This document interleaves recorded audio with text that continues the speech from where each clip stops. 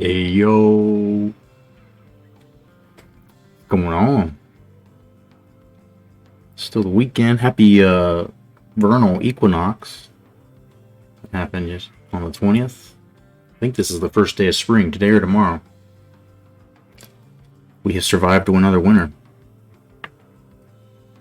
The shit that we take for granted, right? Like surviving winter is hard. Like it gets us a bad mindset a lot of the time. It's no fun. But imagine back in the day when surviving the winter was literally like life or death because of food, because of, medicine being less available and life being fucking rugged. Love it. And so, yeah, we get to look forward to green grass growing. Yeah. But cheers and chongs to you. Let's do it. We've been kind of doing the Vern Lundquist and Bill Raftery commentary for these first couple until we get tired of their shit and the play-by-play gets kind of repetitive. So many TEW alternatives coming out. That's wild. My buddy asked me about the game that like NWA basically put out. I'm like, it's hot garbage, dude. Like I would rather play the original Nintendo game or Super Nintendo game than play it, because at least then I had like, other than the Road Warriors, rest in peace. There's nobody on it. Like, who the fuck do I want to be? JP Warhorse? How the fuck do you put that dude on a game with like Nick Aldis? Like, did he even wrestle in NWA? It's like just so random. But I still have never given the like manager / like booker version of Wrestle 3D a chance.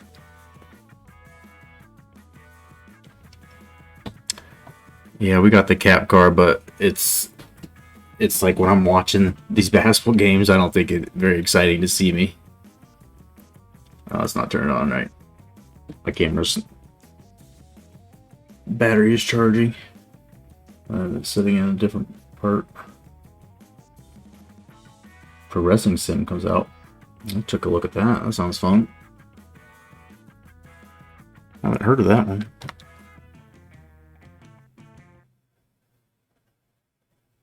And so we do it here. I'll probably show you this.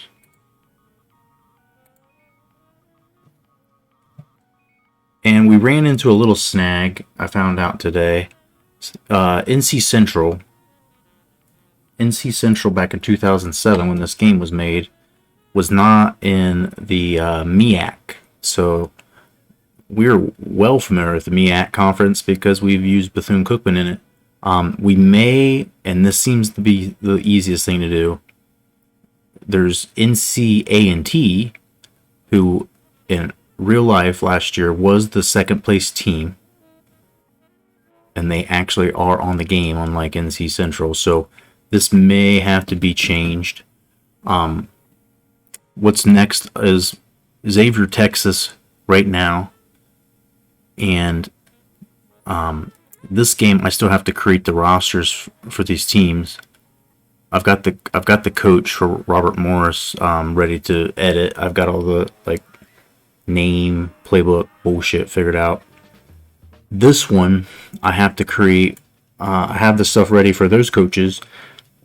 Sometimes when you change coaches, it sets off a chain reaction on this game, though. And I'm finding a lot of coaches like Fran McCaffrey, right? Everybody know Fran McCaffrey? Watched Iowa play a basketball game today. He used to coach at Siena. He's on this game as the Siena coach. So it saves me time to just copy what I don't really actually be able to copy it because it's on the Xbox 360. I can't cut and paste it. I have to write it down on paper and then go from Siena's coach and his characteristics they gave him on the game, go to Iowa and change it.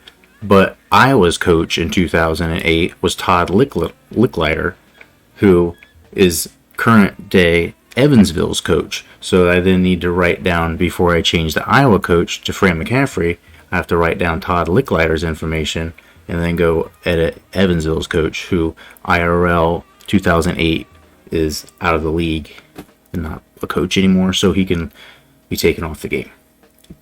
But that happens like all the fucking time. Like Cincinnati's coach on the game, Cincinnati's coach is Mick Cronin, who is UCLA's coach. On the game, UCLA's coach is Ben Howland.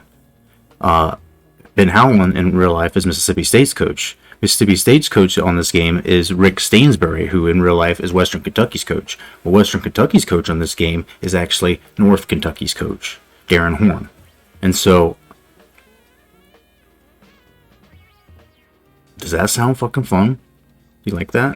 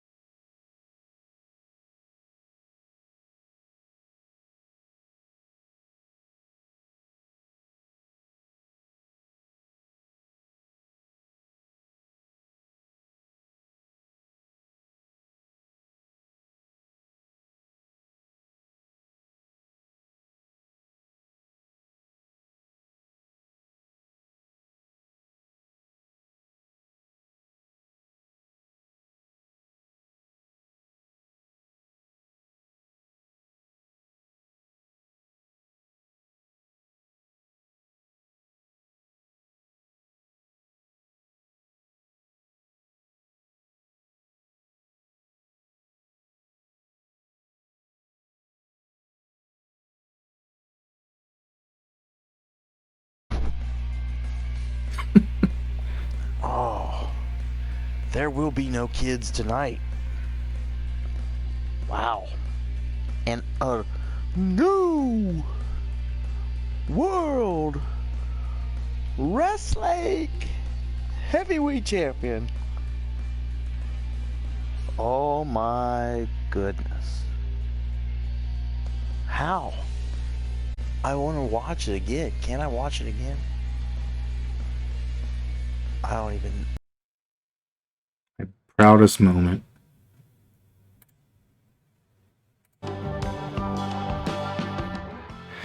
Alright, well, I guess we should leave the music off because we're about to go listen to our boys Vern and Bill announce the play-in game.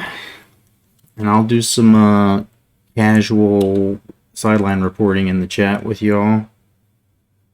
And at halftime, we'll talk about trends, talk about feelings, all the usual. So let's just make sure the roster is loaded. Oh, no. Why are you doing this game? My voice sounds different. I was using a different mic. That was an old like headset mic on my PlayStation 4, so who knows what I was doing. I might have been sitting on the couch or something.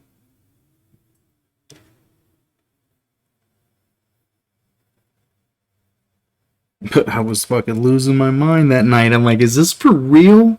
A testicular claw, and then it had like that fucking corkscrew motion at the end. And I'm like, what? He tried to rip them off. Oh. Loved it. Loved it.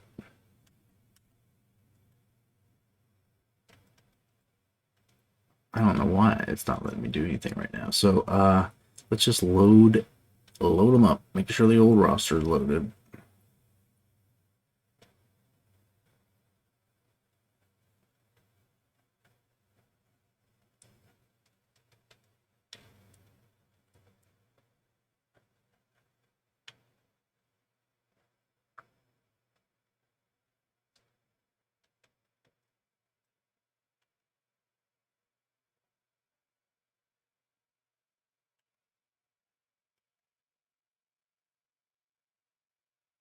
The fact that this team has names on it makes me think that more teams might be named than I think.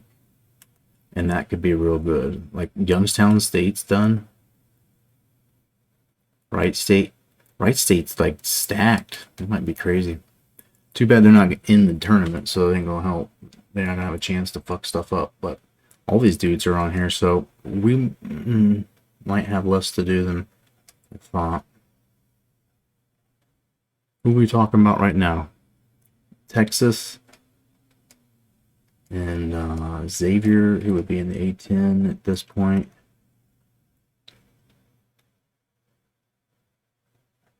I took a shot at trying to fix a couple of people's, like the star players. I don't know. I tried to make some of their faces a little more personalized to how they look in real life, and some of them were alright. Some of them weren't too bad. I didn't do a lot of them, but like the top 3 players on Xavier's team, I wasted some time on that shit for sure. What else did I do? Just a little bit. Baylor, Texas Tech. I made this guy. He's a freshman who graduates or got drafted already. He's not on their team in 2021. And then Texas, they're the next team we play tonight. They're not that good on here, so they're not that good in real life either. They lost tonight. I was going through and looking, like if this dude was a freshman of the year or something, or if he made all Big 12 and had 8 rebounds a game, I would go in there and try to check and see if his rebounding is where it should be. And then while I was in there, I'd touch his face a little bit. And I just don't fucking care about Texas because they lost some fucking money for me tonight. And Shaka Smart ain't looking too smart lately. He ain't done shit. Such a big name. higher. They poached him from VCU.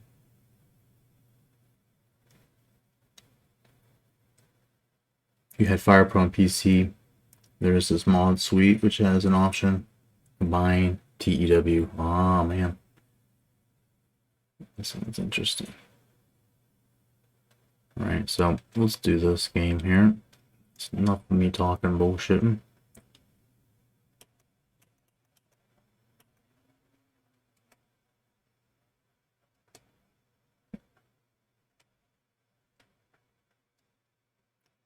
$80 overall for the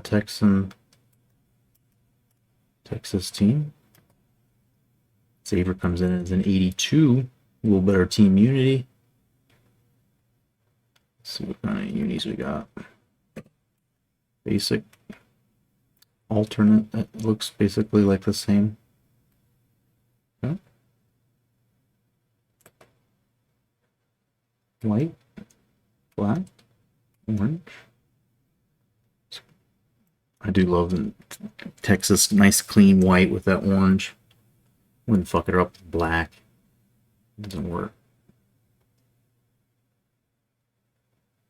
Let's check the options. 16 minutes. Anything good? Both teams running motion offenses. I think that's right. And let's start her up.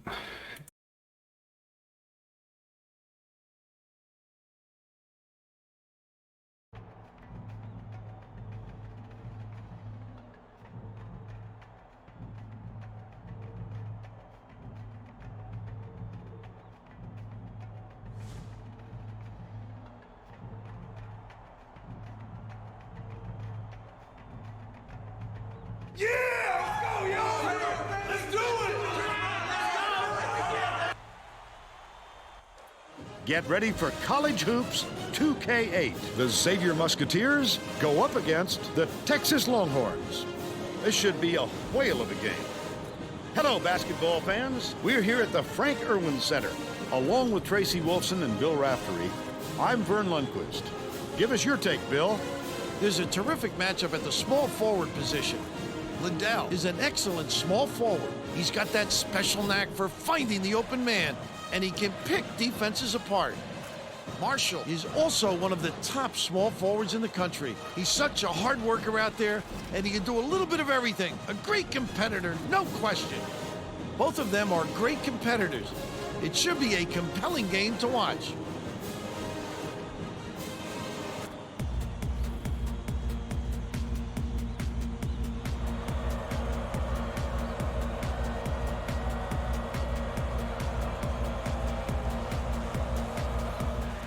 The Longhorns control the opening tip, and we'll get this one started. And it looks like they'll start the game in man-to-man. Watch the baseline. By yourself. Dishes it to the free throw line. Baker Let's go.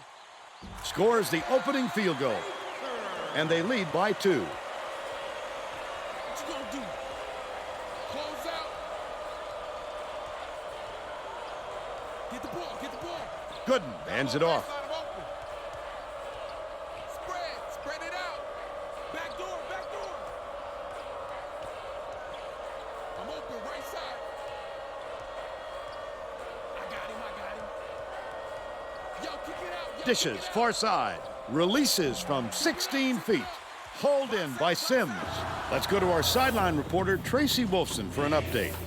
What do you have for us, Tracy? Guys, earlier today I caught up with the Longhorns coach. He told me that they want to use their quickness to their advantage. He said they couldn't think of another squad that could match their team's speed, and he wants to make sure that shows tonight by getting out on the break and showing how fast this game can be played. Guys? Thank you, Tracy. That was a much quicker shot than they might have liked, but it was a pretty open look, so it's tough to fault him.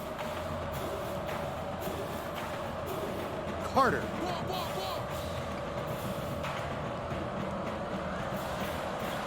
Stay with him. Gooden dumps it off. Marshall tosses it up. Misses the long one. Still a double-digit game. Get on him. High V. Coleman swings it to the wing. To the stripe. Beats it to the elbow from 18 feet away. Marshall grabs the rebound inside. Usually if he gets any sort of room, he nails it. If I'm the defense, I don't let him get another chance from there. Play the ball. Play the ball. Carter. Ball. 83, go. Right here to the left. Scruggs has it out left. It's blocked. Passes to the elbow. What a pass.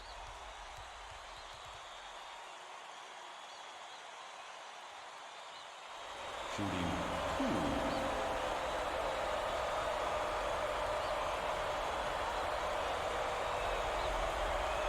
Knocks down the first one.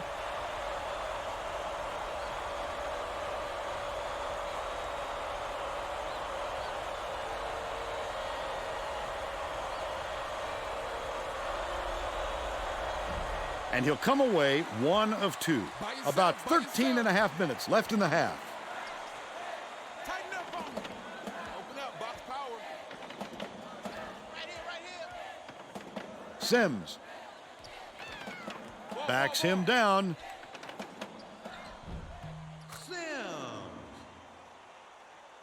Marshall inbounds the ball. The D was really waiting for him there. That's how you do it. Keep the heat on. Wait for the misstep and then capitalize. I disagree, Bill. Pressure him up. Let's go. Beats it to the right wing. Lets it go. The trifecta by Liddell. And they now... Oh, if I must, Bill, 6. may I? Scruggs passes it up court. Get him. Pick him up. Marshall bounces it cross court. Tip it up. Scruggs can't get the jumper to fall. About 12 and a half minutes left in the half. Great rebound. The big fella's not afraid to do the dirty work, Vern. Sims catches it, baseline. What you gonna do? Watch the baseline, fellas. It's coming. Count it. They extend the lead to 8.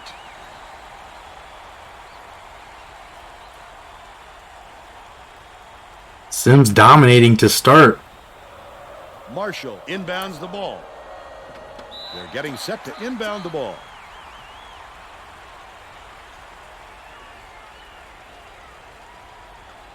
Swing it back out. 3 eyes. By yourself. Watch the spread. Marshall Ball. The Longhorns with a chance for a double-digit lead. Coleman skips it to the paint. No good on the last layup by Liddell. They gave him every opportunity. That's because they'd rather it be in his hands than one of their stars. Ball. Gooden hands it off. Lock him up. Kick it out. To the inside. Kicks it out to the wing. One might say that- to end the run. Finishes in One might say close. Xavier's program hasn't been And the they're same now since behind Chris by Mack 6. has left. Damn it, Bill, let me talk. Burn. 3 eyes. Liddell Back out, baby. Back out. dishes it to the stripe. Takes it up. Hacked on the way up, and he'll get... Oh, shit. You make a good point, Phenomenal. This game's supposed to be in Dayton. This is not supposed to be a home game for Texas. That is an unfair advantage. No. For college It didn't even let me change it.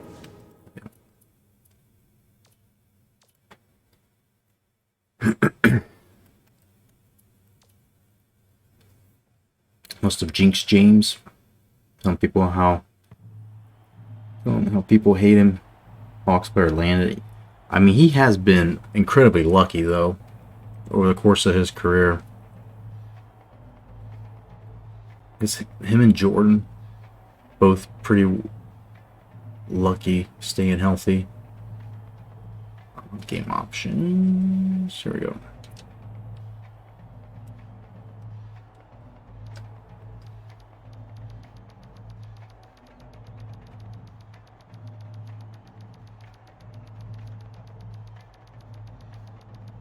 There's a lot of them.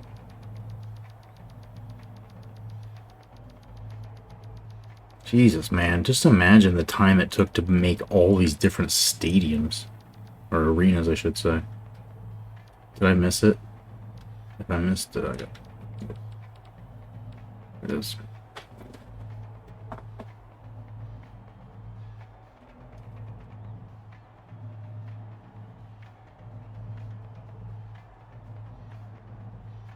LeBron's a great dad to his kids, gives back. Yeah, he does give back to the community, and he's given back to a lot of like schools, and there's like a LeBron James like funded school here or up in Akron, I think. I just, just the way he conducts himself and the way he handles his business is just not how I would. The whole Cleveland thing and turning that into a big public, like basically letting Cleveland go to shit without giving them a chance to try and sign free agents. But I won't talk about my opinions on him. He is a great basketball player. I will never say that he's Xavier not. Musketeers go up against the Texas Longhorns. We're really excited to bring you this matchup. Welcome, everyone. We're here at the University of Dayton Arena. I'm Vern Lundquist here with Bill Raftery and Tracy Wolfson. Give us your take, Bill. This game features a great matchup at the point guard position. Coleman is a superb point guard. He's a tremendous threat thanks to the deft shooting touch of his. Gooden is also right up there with the best point guards in the country. He's got that special knack for finding the open man, and he can pick defenses apart. Both of them are great competitors. It should be a compelling game to watch.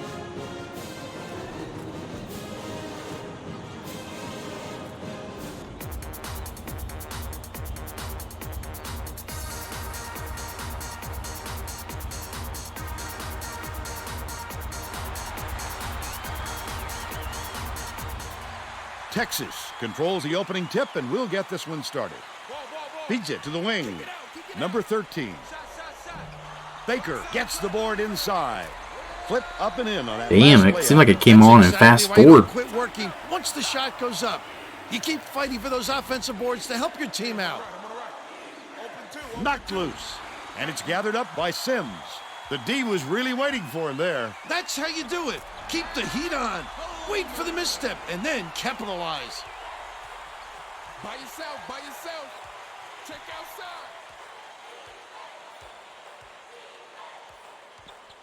Get him. Scruggs catches it, baseline. Down low baseline, I'm open. 81 set. Scruggs. Play him strong. Marshall throws it up. Sims yanks it down off the glass. I'm open. Dangerous pass. From 8 feet. Grabbed inside by Marshall. Ball coming off. Get that board. What you gonna do? I got him. Marshall backs him down. Spread it out. Gooden dishes it to the right. Tighten up on him. They're bringing the double team. Far side. Scruggs lets it go. Liddell gets the rebound. How did he miss that one? It happens. He's just got to shake it off and reload. Kicks it out to the left wing with the shot. The three ball was good by number 13. He's 1 for 2 from downtown. Who got the right side? Pick him up. Carter passes to the baseline. Ball. Rotate. Passes Pick him left up. wing. Guard him. Front him. Marshall backs in. Play the ball. Can't put an end to the run. Under 14 minutes left in the half. Heavy pressure kept him from getting a good look. Tough miss. Sims beats it to the left. Top of the key. Bounces it down low. Stolen by Carter. Now let's check in with the third member of our team, Tracy Wolfson. Tracy? Just before the game, I talked with the Longhorns coach. He told me that they want to use their quickness to their advantage. He said they couldn't think of another squad that could match their team's speed, and he wants to make sure that shows tonight by getting out on the break and showing how fast this game can be played. Guys? Thanks, Tracy. Scruggs takes it up. Number 13 scoops it up. Number 13 went after that rebound hard. Great work.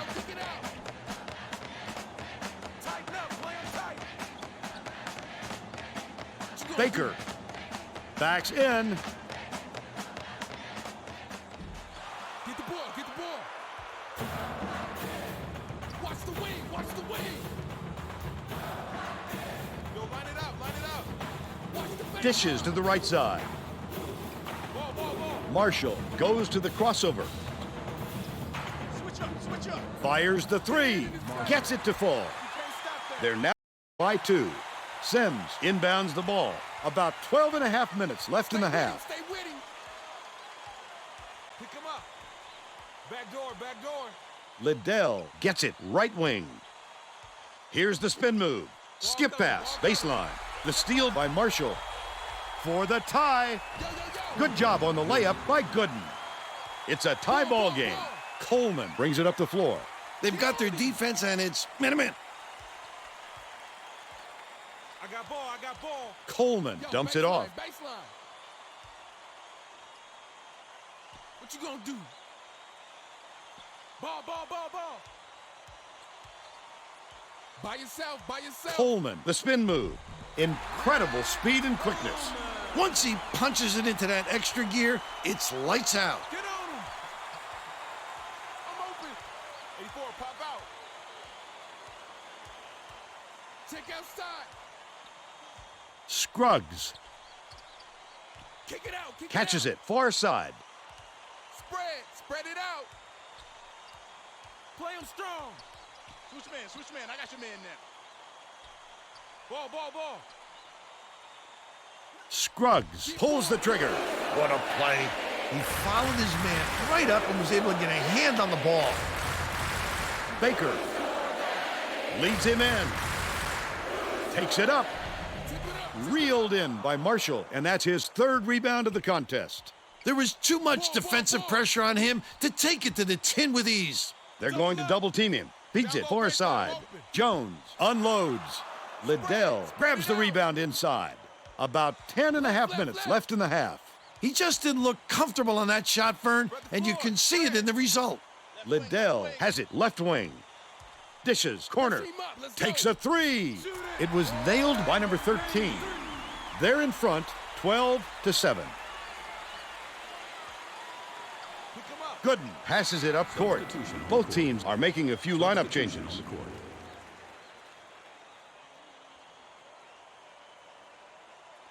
Watch the spread. Jones inbounds the ball. Lock him up. 3 ice. Bishop Ball, ball, ball. catches it on the free throw line. Get out on him. Jones dishes it to the baseline. Errant last shot by number 32. That's the shot you work for, Bill, even though he's not their number one option. The defense will have to show him some respect because he will hit that given another chance.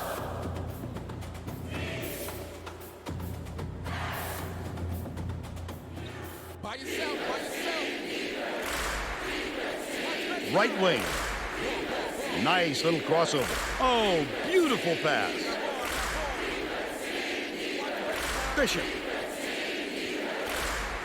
Poked away, but it's recovered by Gooden.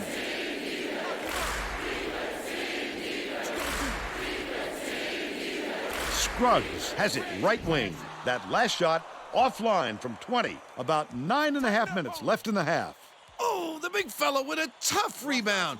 No denying him on that one. By yourself, by yourself. Passes to the free throw line. Pressure him up. Let's go. Coleman gets it left wing. Ball, ball, ball, ball. Jones skips it to the wing. Perimeter. Switch, baby, switch. Down low. Stay with him. Don't let him shoot. Number 32 inbounds the ball. Ball, ball, ball. Swing it back out, swing it back out. Swings it to the right wing. Get the ball, get the ball. Jones leads him with the pass. Spread it out. Pick up right. Front him. Bounces it to the wing. Caused a very difficult shot there. Even when he doesn't get the block, you have to account for his phenomenal impact.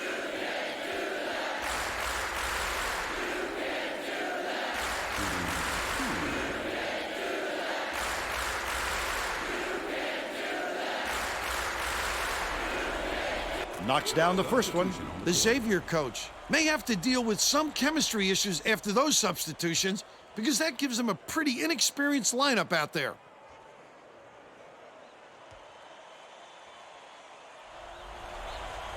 He gets the second to fall as well. Well, let's get back to the action. James inbounds the ball.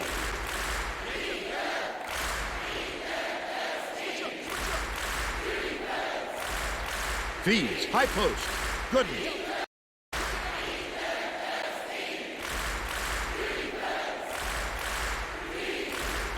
Right wing.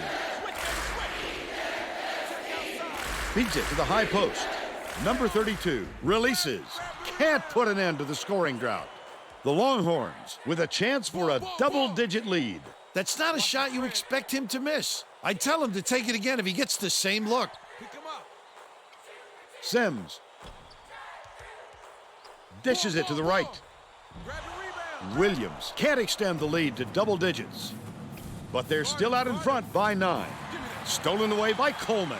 About 7.5 minutes left in the half. Shoots the turnaround. Wonderful job of denying the basketball that time. Great pick. By 11. By yourself, by yourself. Pokes free, and it's scooped up by number 3. Picked him clean. Well, the game just slows down for him to the point he sees things that others don't. The student section sounds pretty excited, Vern. I think they like what they're seeing. Oh my, that's what it's all about. The passion for their team is just awesome. ISO. Number 32 inbounds the ball. Tighten up, play him tight. Gooden gets it, top of the key. What you gonna do? Bounce pass to the free throw line. Number 32. Number 32 grabs the rock. Terrific work to absorb the contact, hang in the air, and hit the shot. Pretty, Vern.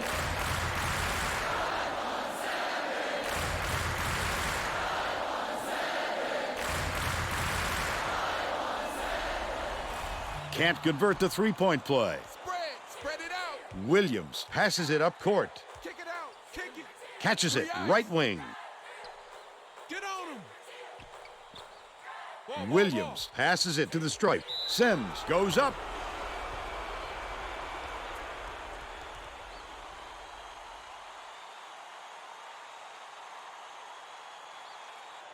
Shooting 2.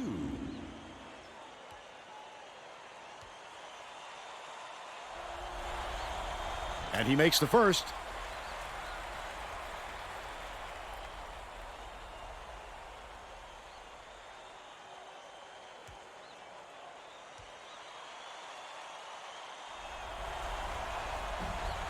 He gets the second to fall as well.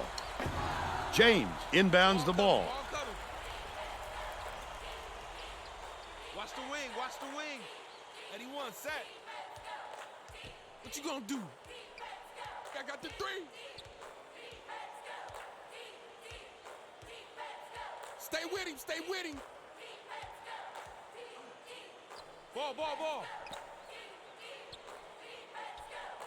Play the ball. Rotate, pick him up. Only a few seconds left on the shot clock. With the wide open look. Snatched down by Sims. The Longhorns with a lot of momentum. The defense couldn't have left them any more wide open. Were they ever lucky? Get the ball. Watch the wing.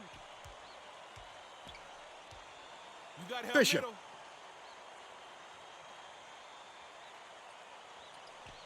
Get me, I'm to the Dishes to the free throw line. James, the crossover.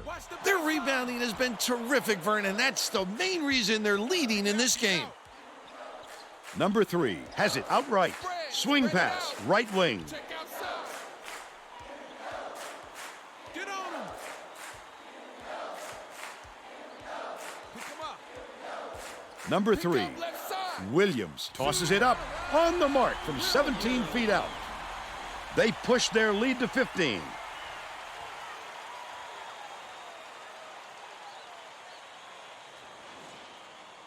James inbounds the ball. Let's go.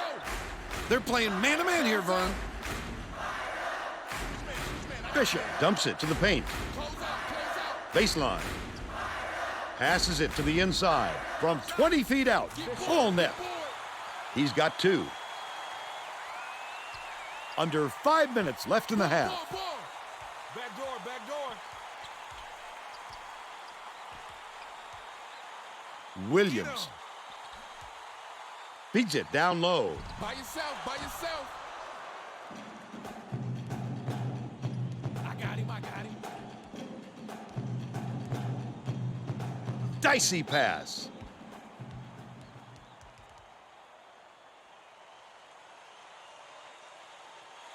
Shooting 2.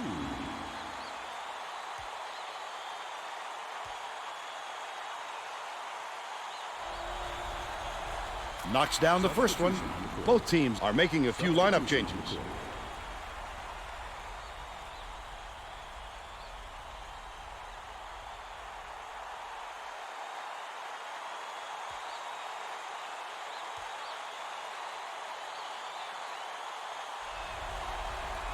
He's off on the second. The Longhorns bring the ball up. They're on a 17-5 run. Right side. Ball. Leads him with the pass. And it's picked up by Xavier. Not a good entry pass, Vern. You just can't force it in there. What you gonna do? Back door. Pass, right wing. Tighten up. Play him tight. James gets it left side. Ball. Right wing. Behind the arc. Missed shot by Marshall. Under 4 minutes left in the half. Well, he can hit that, but it's not really his shot. Especially with a hand in his face. Skips it to the low block. Number 3 shoots from the post, off the backboard and in. And they're now out in front by 14. Spread it out. Get out on him.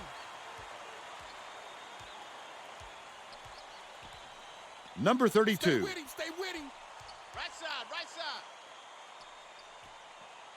By yourself. 3 eyes. Guard him.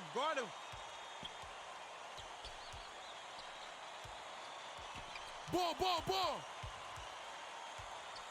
Scruggs has it on the corner.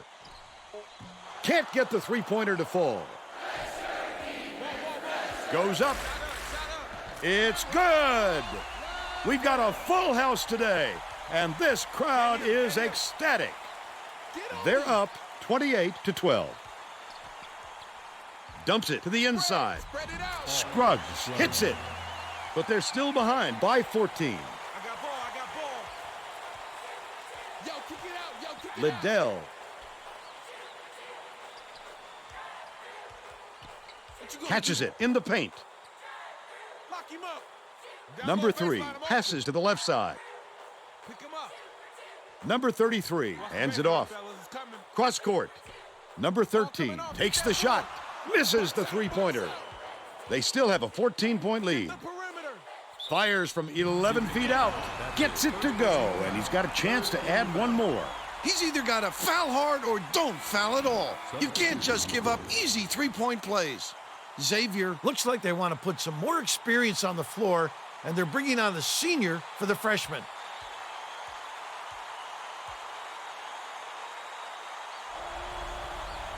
Tacks on the free throw for the three-point play. Sims inbounds the ball. 2:11 left in the first half. Play the ball. Yo, line it up. Sims Ball. feeds it to the perimeter. Tipped away, but it's recovered by Liddell. Hands it off. Number 13 has it left wing. They did just enough to force him to alter his shot. What solid D. Watch the wing, watch the wing. Right here, right here. Skip pass, outright. Moore. Ball coming, ball coming. Back door, back door. Marshall passes it to the left. Pick him up. All net on the shot by Scruggs. They got on this roll a while ago and just haven't looked back.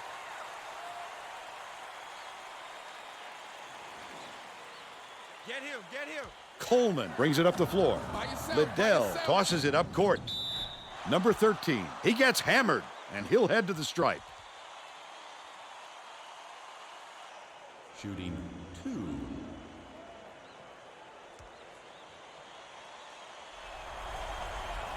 Knocks down the first one.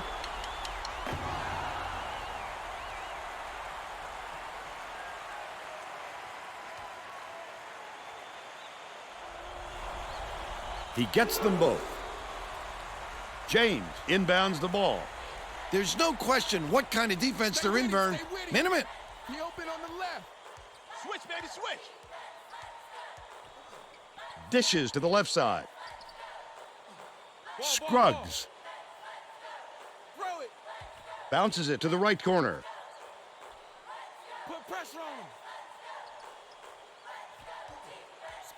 Spread it out. Right here, right here. Marshall has it baseline. Get on him. I got the 3. Moore shoots it, hits the jumper, and they're now down by 9. By yourself, by yourself. 37 seconds left in the first half.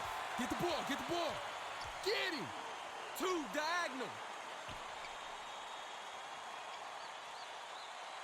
Liddell passes to the stripe. He cutting back door. Baker fires. Can't get the jumper to fall. But they still lead by 9. I got ball. Swing it back out, swing it back out. Ball, To the ball, stripe. ball. And it's gathered up by Sims. I like how he gets himself into defensive position. At the right place, at the right time yet again. Play the ball, play the Shoots ball. a 3. Don't let him Out of bounds after the air ball by James.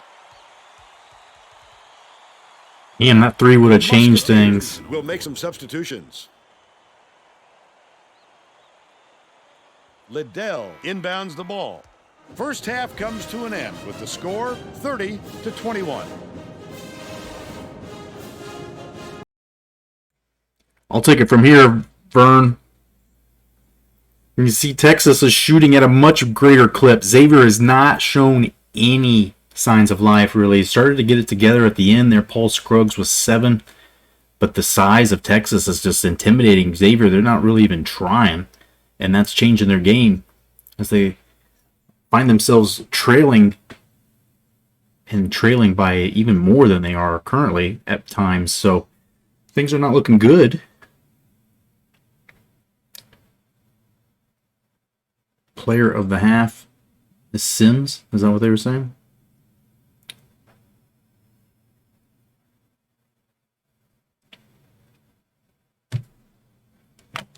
All right, let's take a real quick break just to look at those stats a little closer to half.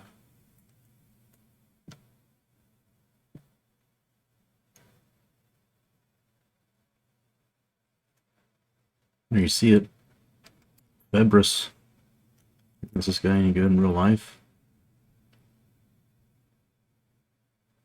He doesn't even look like he's good on the game, but he's playing his ass off. Offense and defense awareness maybe not programmed real great. Rainey getting 8. Courtney Rainey, the sophomore point guard.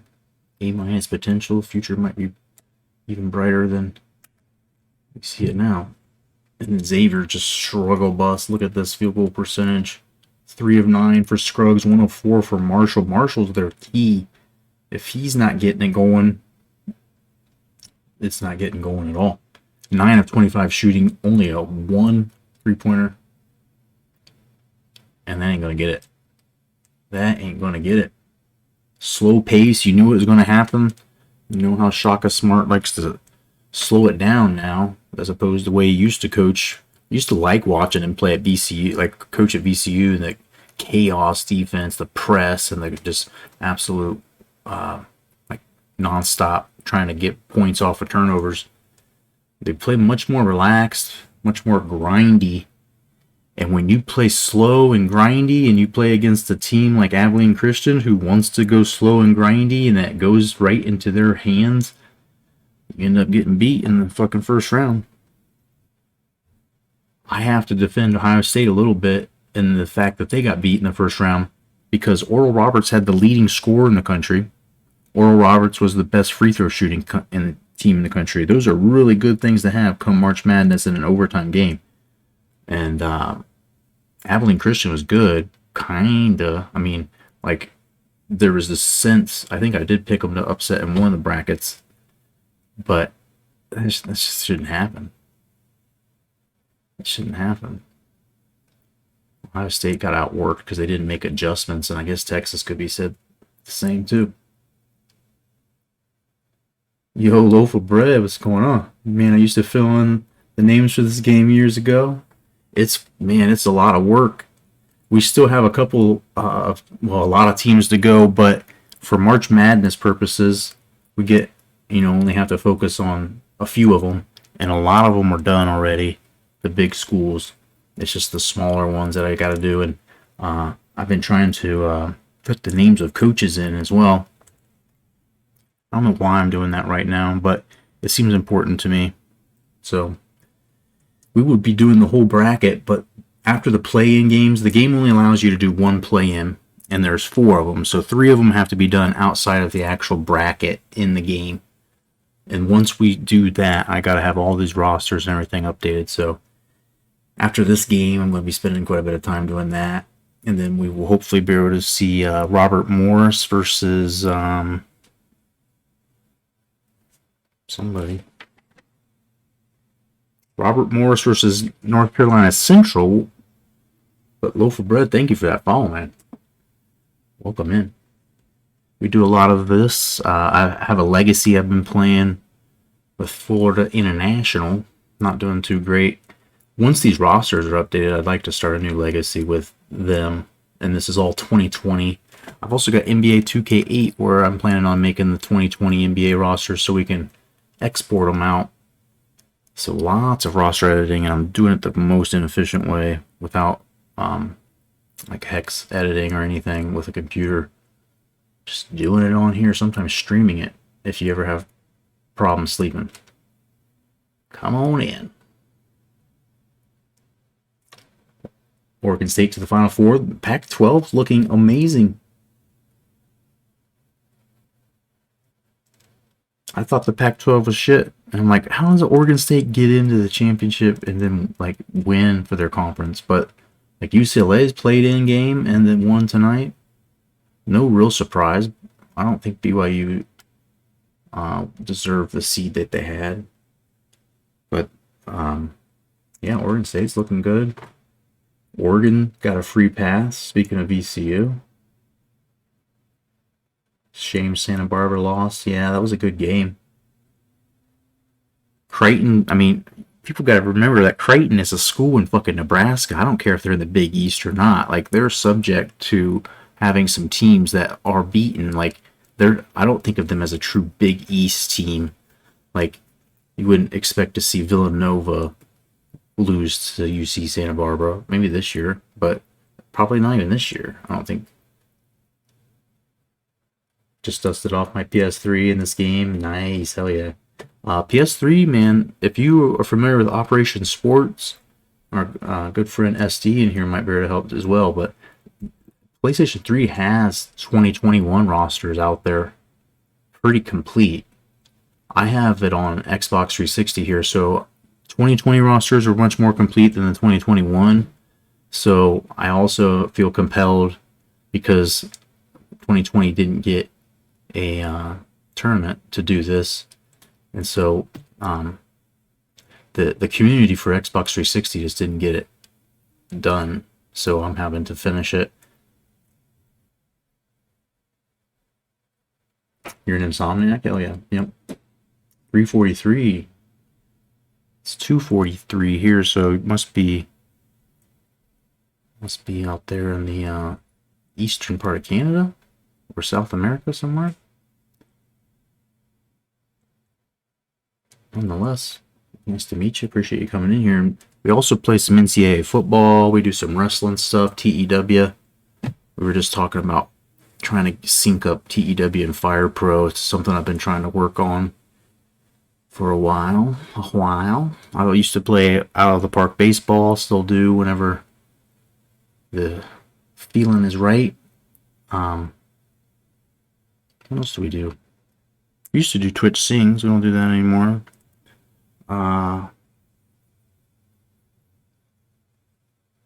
What else have I done? I thought about playing Valheim once, if that counts. I've got a fucking steering wheel. I used to do some racing shit. Forza. We don't really do that. This fucking steering wheel might be for sale if anybody wants it. It's a decent one. I understand why people sell them now.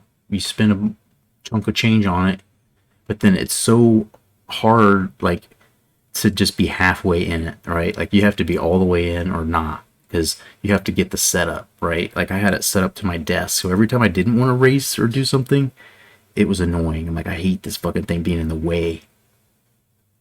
It's just stupid. Nova Scotia, eh? Yep. Welcome in.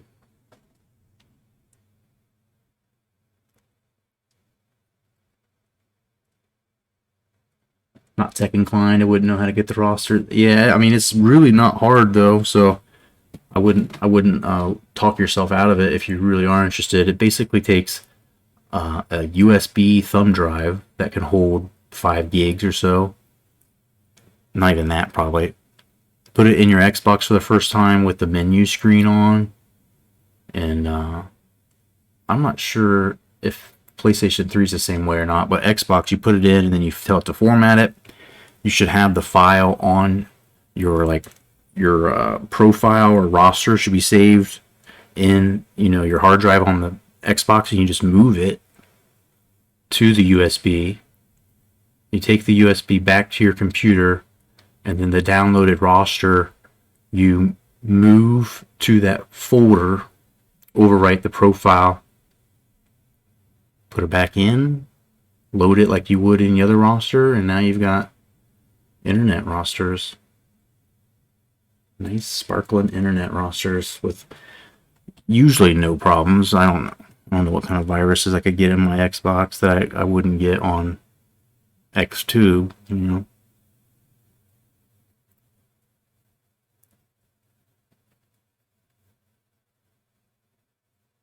Hopefully we can get revamp at some point.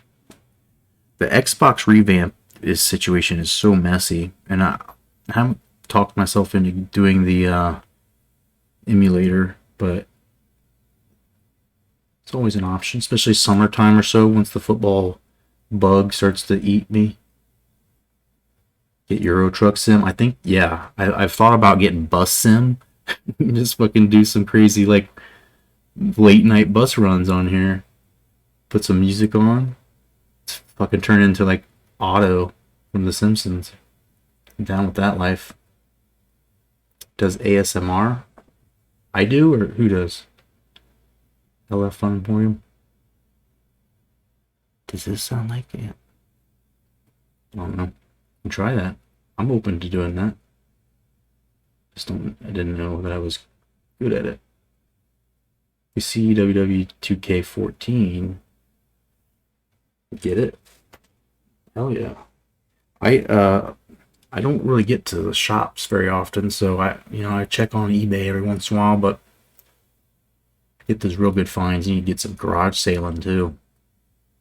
Out to them garage sales. Alright, well, are we ready to start this thing back up? I'm just blabbing here.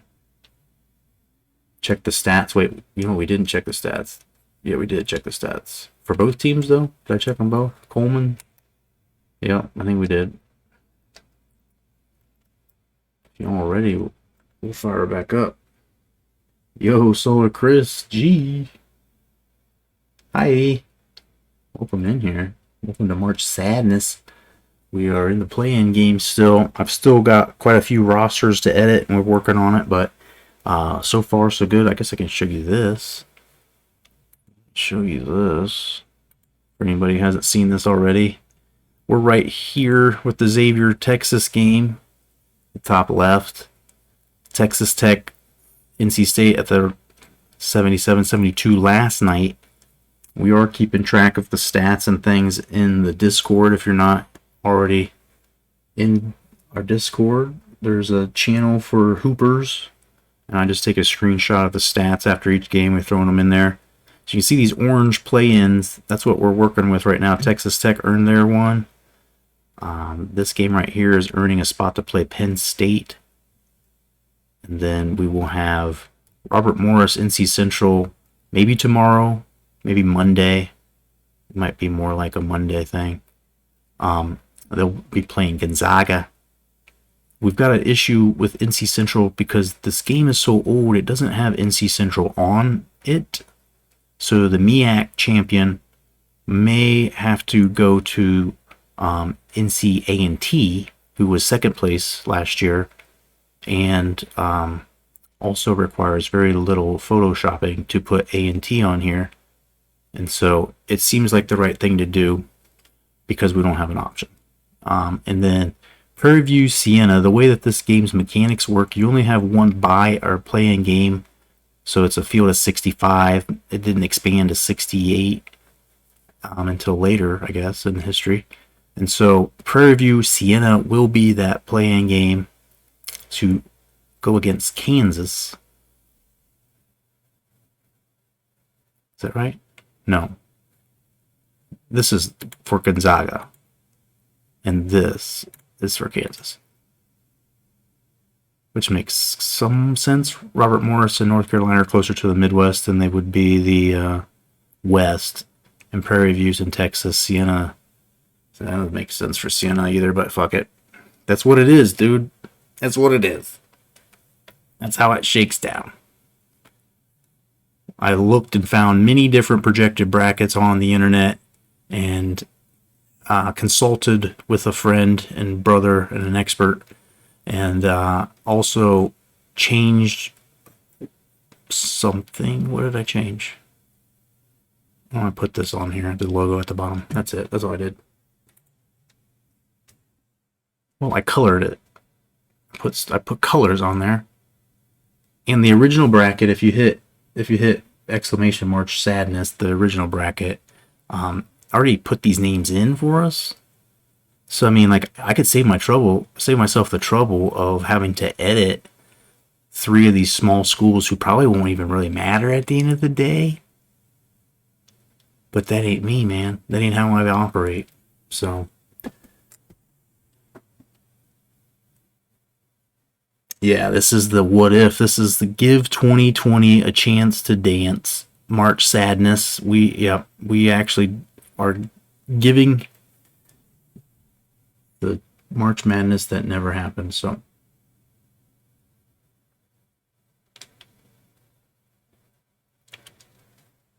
we're playing basketball phenomenal. We got to stay on topic here. We're not talking about M. Dickey wrestling. And so, no 3 minutes. I apologize. I do apologize. Here we go. Back to Vern and Bill. Scruggs dumps it off. Dishes it to the wing.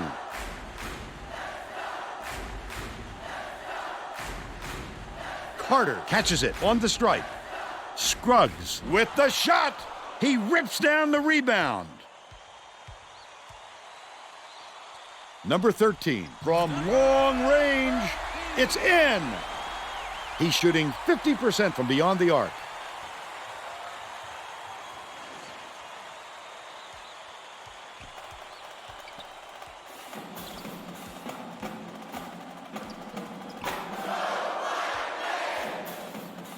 Marshall.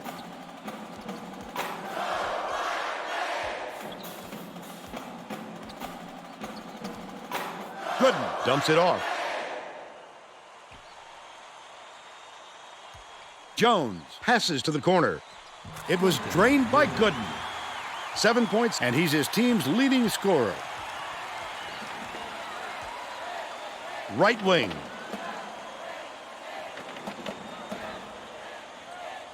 Dishes it to the free throw line. Sims. He grabs the rebound. What an offensive rebound. He's doing work on the glass at both ends. Carter hands it off. Passes it to the right side.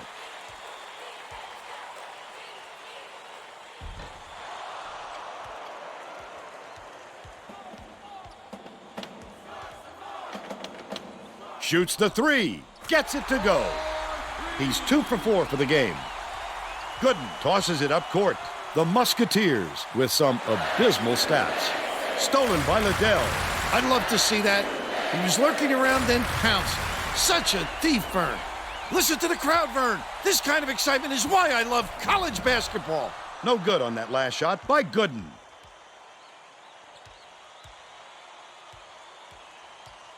Feeds right wing. Leads him in. Baker, definitely a block. Just got a little too physical, trying to draw the charge. Shooting 2.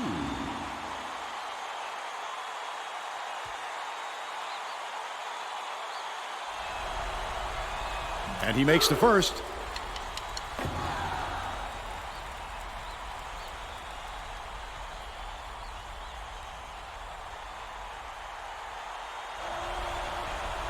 And he'll come away 1 of 2. Under 14 minutes left in the second half.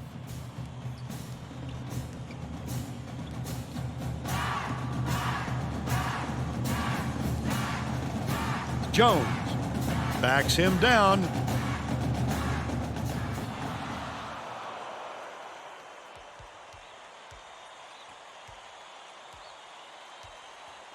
Coleman swings it to the left wing.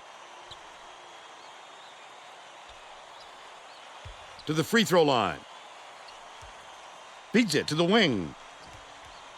Takes it up. Couldn't get the shot, but he was fouled and gets a trip to the line. Shooting 2.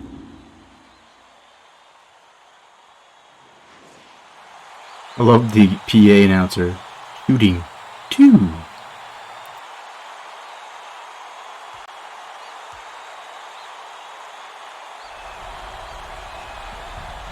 And he makes the first.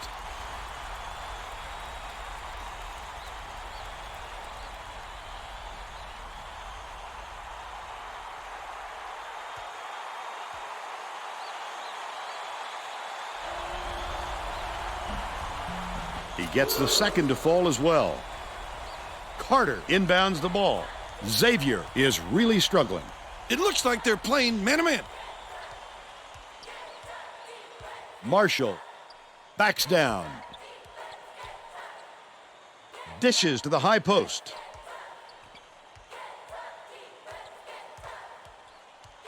Uses the crossover.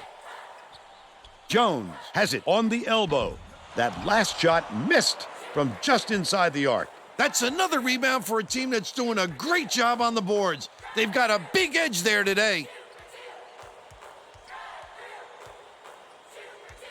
Lead pass inside. Last shot laid in by Sims. He has a great feel for the game and its timing. He is such an outstanding passer.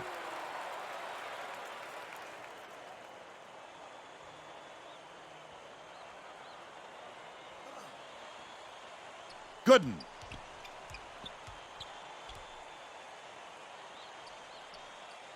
Left wing.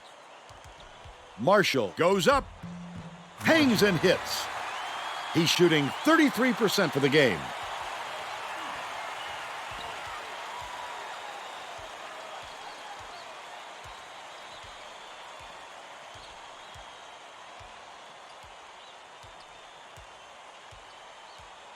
Dishes it to the elbow. Puts it up.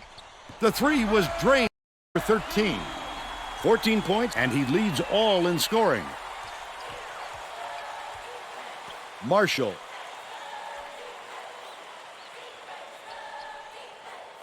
Passes to the stripe. Good look by Jones. He's got 9.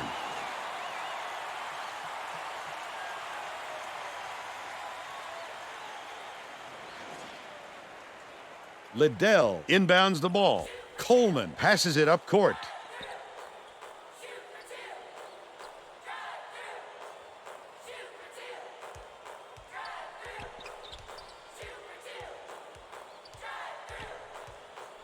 Number 13.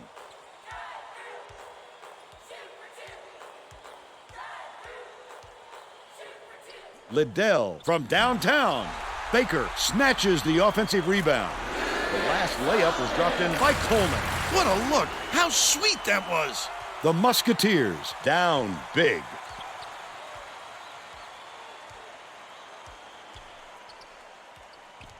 Gooden beats it to the top of the key. Swings it to the wing from about 19 feet. Snatched by Baker. That's not the smartest shot in the world. They've got to work harder than that for a good look. Liddell.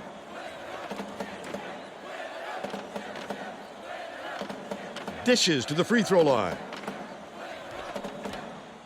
Sims gets it on the inside. Finished nicely down low on that last shot. Just over 10 minutes left in the second half. No way he was coming up empty when he got the ball that close to the rim. Pass right side. Carter crosses it over. That's how to finish the hoop, Vern. Take it up strong.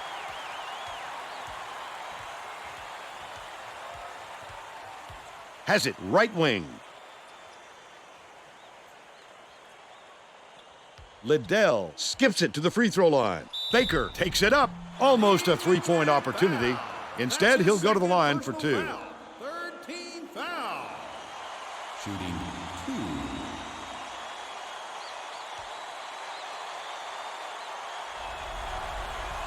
2. Knocks down the first one. Both teams are making substitutions.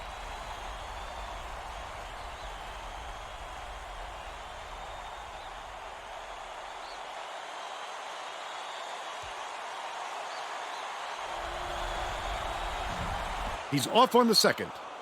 Xavier is really struggling.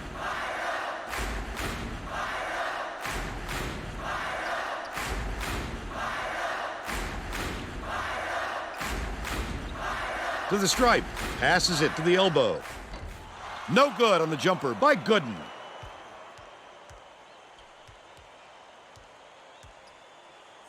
Number 13 from long range. Number 32 pulls it in. Still a 19-point lead. Picked off by Coleman. Not a good entry pass, Vern. You just can't force it in there. Bounces it to the right. Raises up. The quick shot was missed by number 13. But they're still out in front by 19. Bishop releases. Misses the long one. The D wasn't too worried about that one. Gave him room to get it off. Mainly because they prefer the long three over him driving it in. Backs down. Dish to the elbow. Bishop swishes it through. But they're still behind by 17. Texas is shooting itself in the foot with all the turnovers.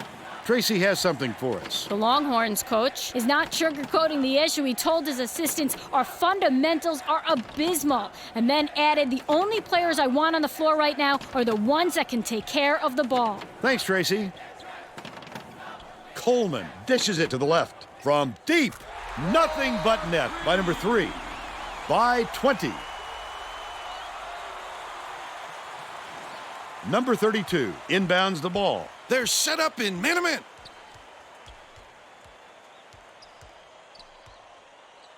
Feeds it to the top of the key.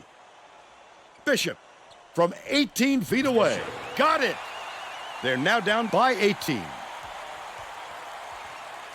Texas will take its first timeout. Substitution on the court.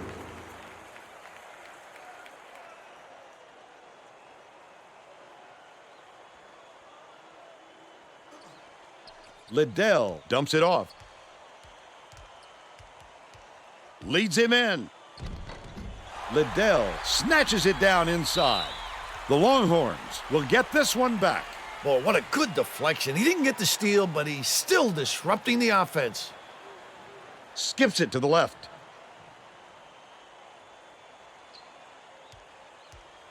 Liddell catches it, right wing.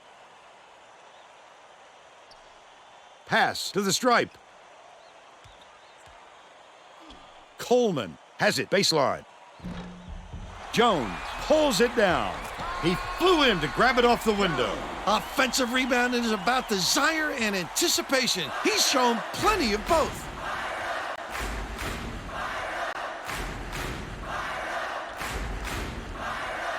Gooden passes to the elbow.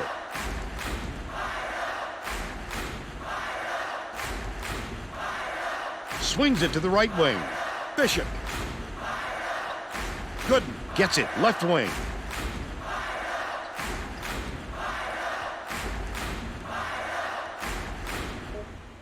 Bishop lets it go. Number 32, snatch on the offensive board. The last shot laid gently in.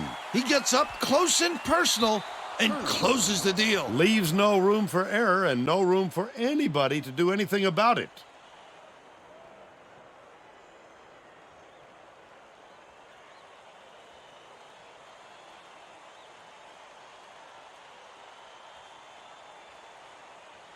Number 32 inbounds the ball. Bishop passes it to the left side. Right corner. James poked away, but it's recovered by James. Bounces it to the right wing. Marshall hands it off. The three-point shot was offline by Bishop. Xavier has struggled with their three-point shooting. And Tracy has a report from their bench. The Musketeers coach wants to see his players move more effectively without the ball so they can get better looks at the basket. He told his guys, if you get to the open spot on the floor, I know you can hit that shot. Vern? Thanks, Tracy. The Musketeers have got a lot of ground to make up. Marshall catches it, right side. Passes, right wing.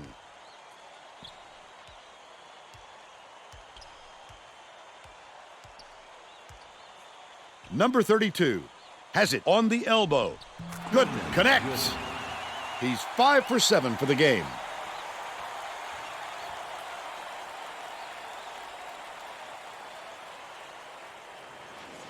Liddell inbounds the ball.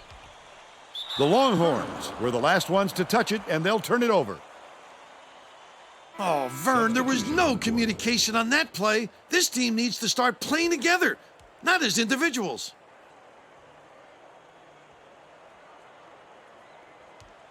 Xavier is really struggling.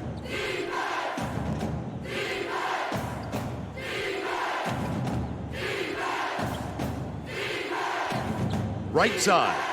Carter backs in. James takes the shot. Can't hit from the left block. James is having a hard time getting his shot to go, Vern. You just hope it doesn't wreck his confidence, but it's hard to see how it wouldn't. Dishes it to the right side. Bishop passes to the top of the key. James gets it out left.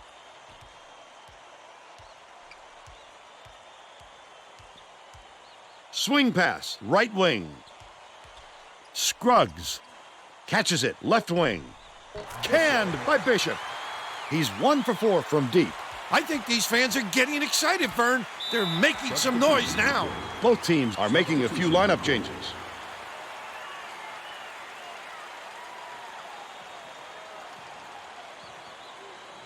Baker inbounds the ball. Number 13, lead pass to the paint. That last layup was missed by Baker. Just over 4 minutes left in the second half. Right wing. Skips it to the stripe. Jones goes up, fouled as he went in for the jam. He'll have to get his points at the free throw line.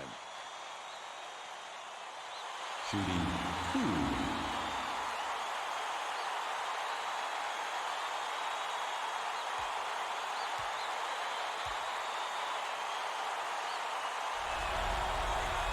And he makes it. Substitution. Both teams are making substitutions.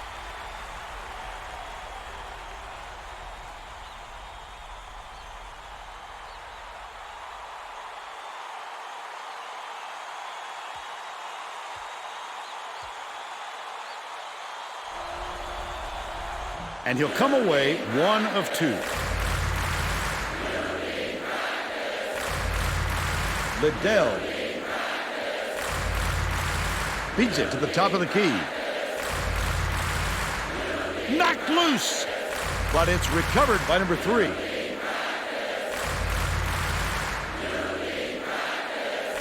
Sims has it on the strike.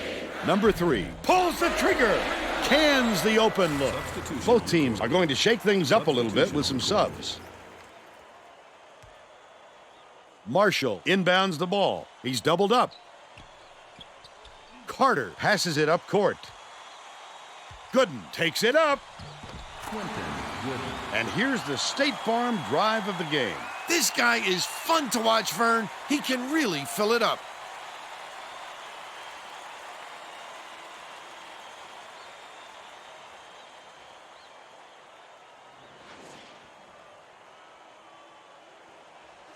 It's a good idea to milk that clock and burn as much time as possible to protect that lead.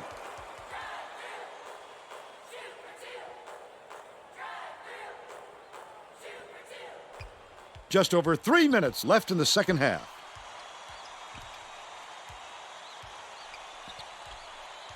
Feeds far side. Scruggs to the rim. Hammered. And he will go to the line. Shooting 2.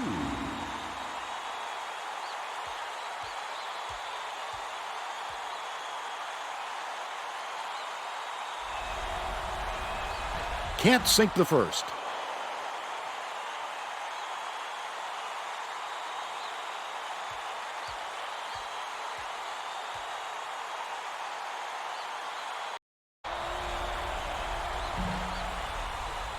Good on number 2. Liddell inbounds the ball. Number 13.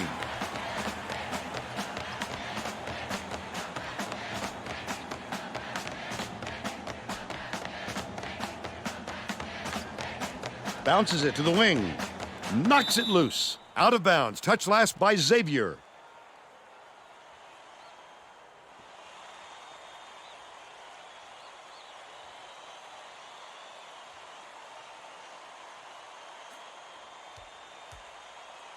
The steal by Xavier.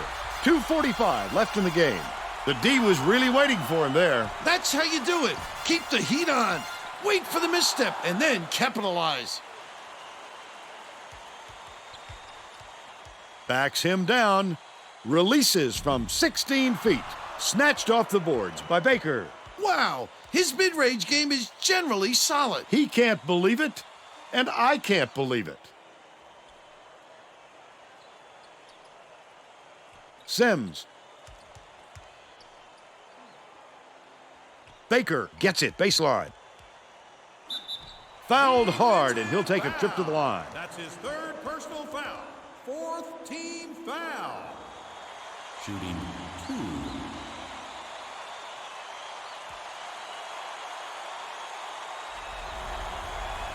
Knocks down the first one.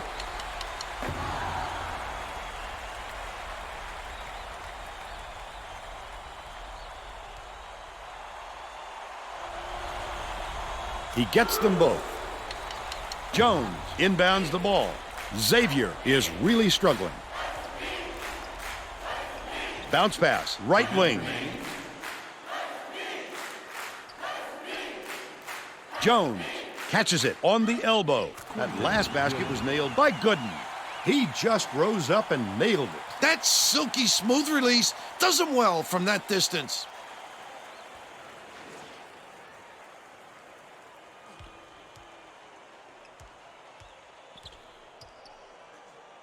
Left wing, beats it to the top of the key.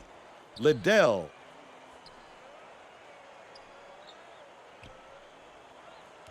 Skips it to the stripe. Baker has it, baseline. Shoots it. Marshall has it. And that's his 4th rebound thus far. Usually if he gets any sort of room, he nails it. If I'm the defense, I don't let him get another chance from there. Marshall.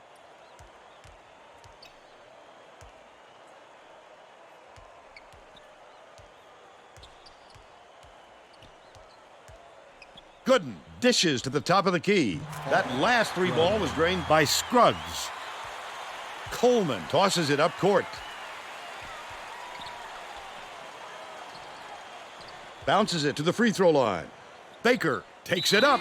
He gets hammered, and he'll head to the stripe. Fourth personal foul. Fifth team foul. Shooting 2.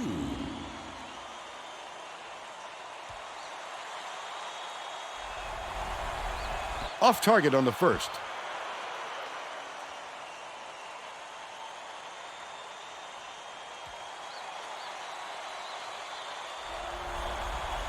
It's the wrong time to start missing your free throws, Vern.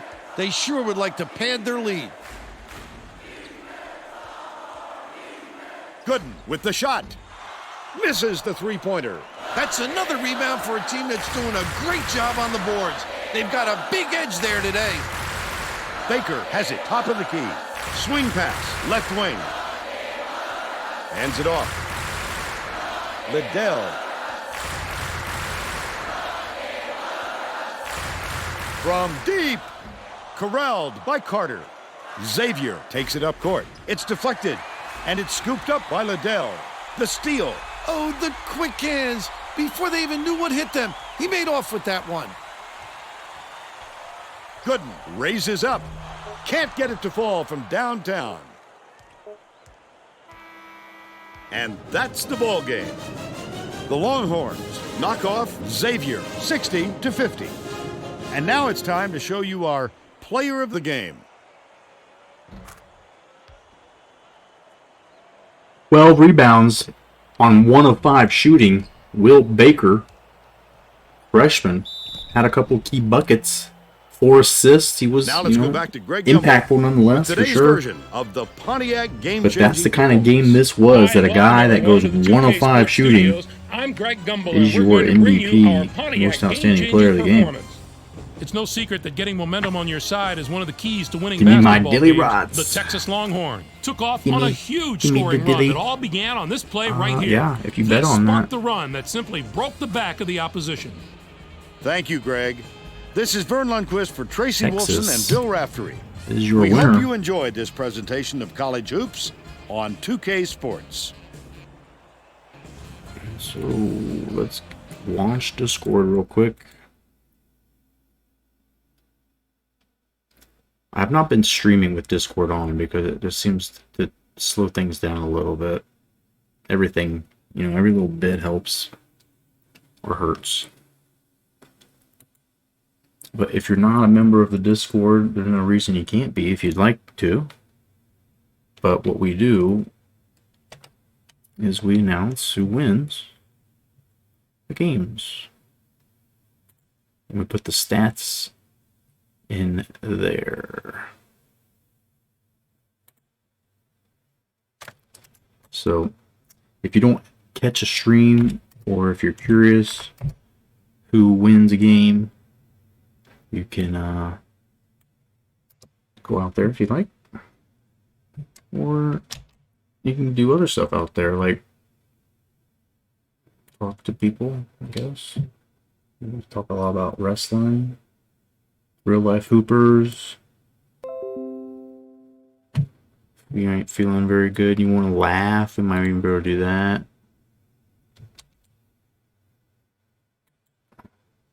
That picture, copy and paste, and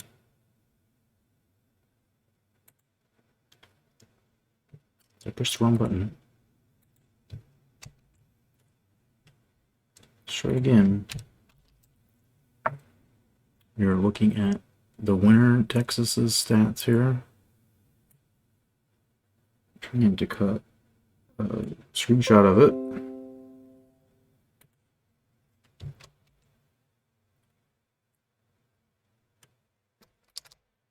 I see.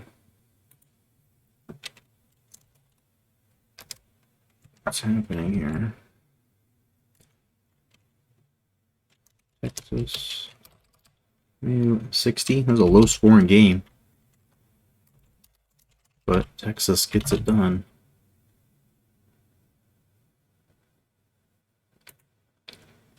And let's look at the other team. Xavier's stats, not very pretty.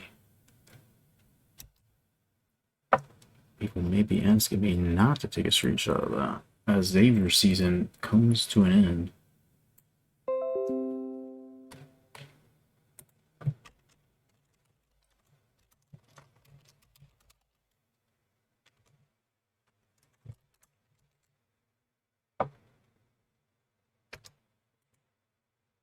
Right.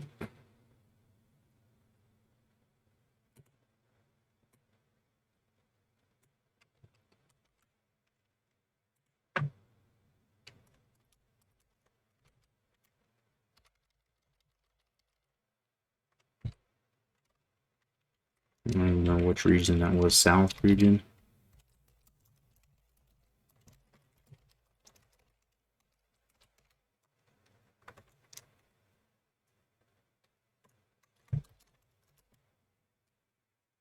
Alright, that is done.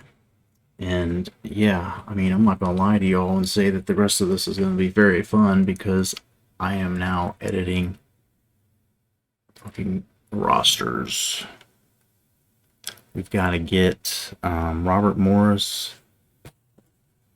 and well, it sounds like we have to get Sienna and Prairie View done first.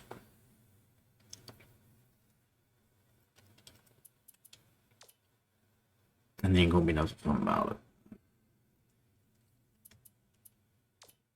it. But in messing with Sienna, we will learn Fran McCaffrey's stats.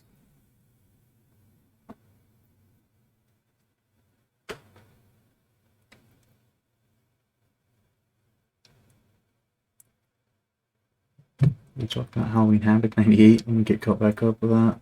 Best diamond cutter was the one he gave to Eddie Guerrero. Watched him fight Goldberg last night. Halloween Havoc 98. Motherfucking hoopies. Gonna be a lot of hoopies here, lots of hoop editing. I feel like I have to get on Jeopardy or something at some point to be able to use this knowledge for trivia purposes. Who was the coach of the Bonaventure basketball team in 2008 or 2009 or 2020 or 2021? Same guy. Schmidt? Mark Schmidt? Oh yeah. Oh yeah. Never was a Sting fan. I love Sting when he was feuding with like Flair and then Vader. Pre-Crow thing. I don't understand the Crow thing. Like, that movie was great, but not a whole like rip-off of your gimmick for the rest of your life kind of thing. I think the summer or holiday next gen consoles will be in stores. I'm hoping like by summer. I don't know. Not in a rush. Yeah, there's not a whole lot of games for it, right? I'm playing Xbox 360, so I'm obviously surviving. Not that desperate for games, like I'm sitting here playing this old ass thing. I can be real patient, probably. We are playing the Switch. We played the Switch Smash Brothers. Gracie seemed to like that. Started to play it a little bit. I saw NBA 2K is only $19.99 for the Switch. I thought, ooh, that could be good. But again, like all the stuff we want to do with this March Madness is the most timely, so figure all that out later if we get through this.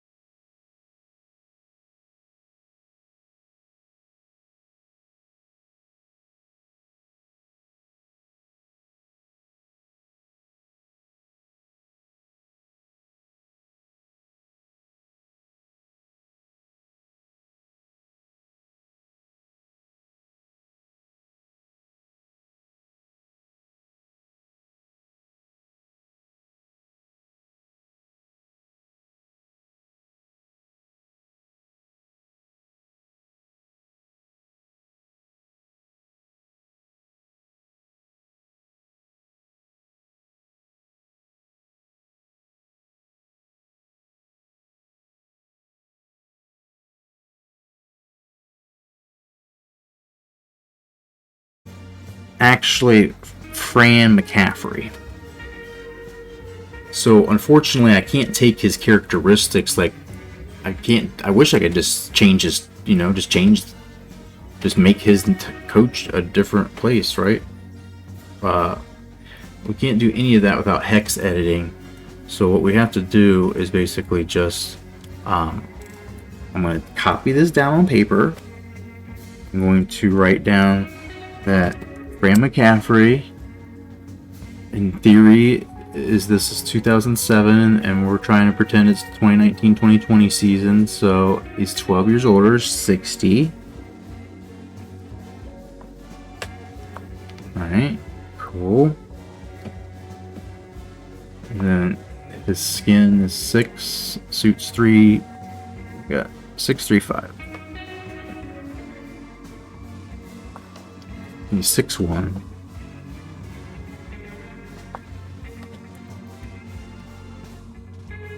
We did not do any edits, so we're not worried. But this is the part that takes me so long, is having to go out and watch video and figure out what their primary defense and primary offense, and then also having to make wild guesses at what is recruiting priority. Sounds like intelligence is it. Fran McCaffrey likes his intelligence, right? He fucking likes it. So I'm writing down on a piece of paper intel. Second, no priority. Offensive playbook, motion.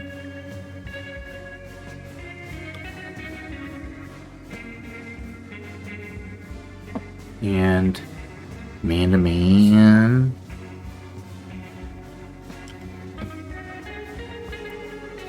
2-3. 2-3 matchup.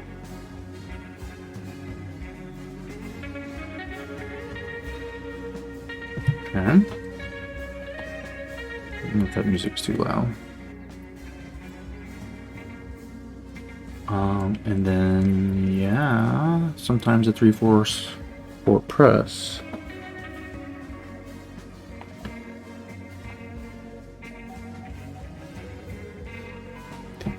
Okay. Then these numbers also save me a shit ton of time being able to just write these down, then go to Iowa whenever I'm ready to, because it's written down now, and I can change. And I like to do it right after I do it so I don't forget that I've already got it, right? Like, just take the whole chain of command down the list here. We got 70. That seems like a faster pace than he does, but I mean, Iowa usually scores, like, I think I saw today that they said they averaged 80 points, 82 points or something. So 70, 60, 70, 50. That's a lot easier than me watching fucking game video and doing some of the stuff that I end up doing. Because I'm fucking crazy. But I don't want to talk about that. And so now, what I did earlier while watching March Madness was looked up who is their real coach. So this guy, Carmen Maciarello, inherits this man's body and his characteristics, but he goes back in time. Chris Beard is the Texas Tech coach, so Bobby Knight is the guy. He's already got like 900 wins. He's going to end up being, Chris Beard is going to be the greatest coach ever on this game, and I'm not sure I'm content with that unless he goes to Indiana. And if my brother who cheers for Indiana is happy with him, then I'll be happy with him. It actually says he is 41. Perfect, right? He's 6'4". Yeah. You want to take a look at him? You want to look at this fellow?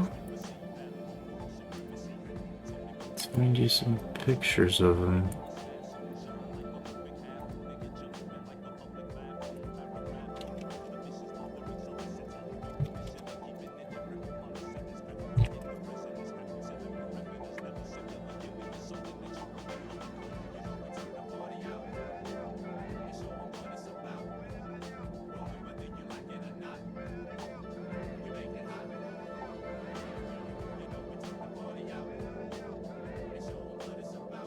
Oh, no problem. Greasy. He looks like every freaking coach on here. Be real easy.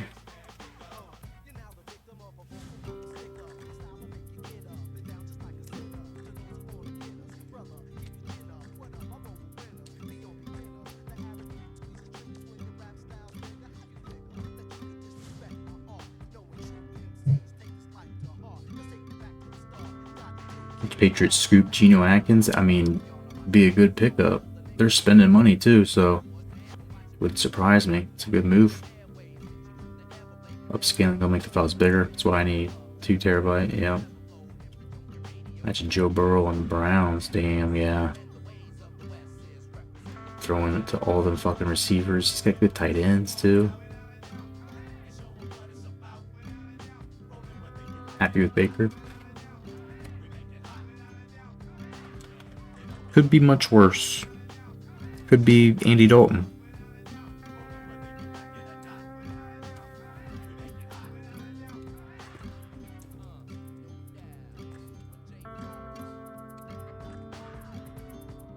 So that first part of what I was doing when I was writing stuff down is just so, like, obviously it's a shortcut.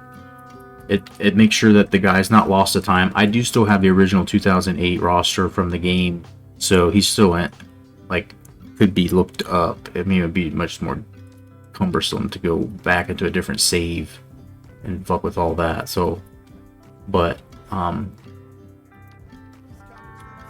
that I've changed these things to this guy, you just never want to lose something that's out there, and we can adjust them. Like Shaka Smart, well, he wasn't on the game, so I didn't have to adjust him, but I did have to take into consideration that what he did at VCU and some of that, like if you look up his playbook, like it would talk about stuff that he was doing in 2014. That's not what he's doing now, so gotta be a little bit like, you know, it's definitely a blue suit guy. Blue suit, green tie. Have that, so we get that blue suit. There you go. Yeah, it's not greasy. Slick. Where are you, Slick? Maybe that one a little bit.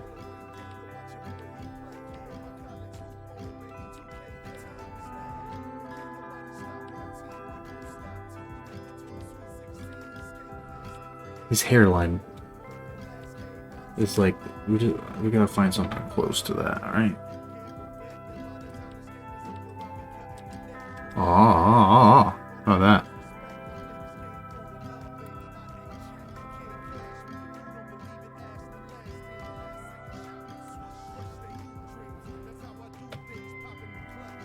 Good enough. Not a whole lot of options. We can't modify their faces too much, but there's Carmen Maceriello, the current Siena coach, at least in name. So now, these things probably aren't too different. I wanted to see if you could do none on top and then do something on this bottom. Is that possible? Oh yeah.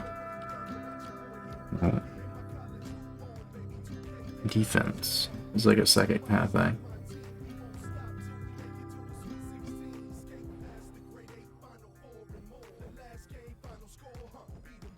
Oh, Jesus. So, what I've done with this is he was a disciple of Ed Cooley, who coached at Fairfield. Let's go find Fairfield. This is him right here. And I should do most of these things the same. Zone 2-3 matchup. Yeah.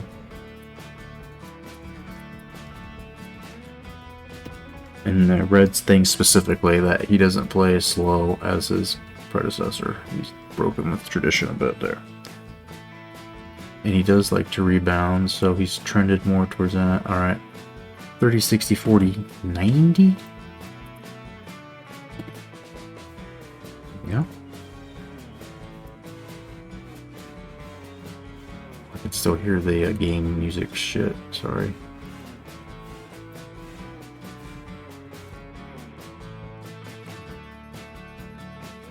So 30, 60, 40, 90.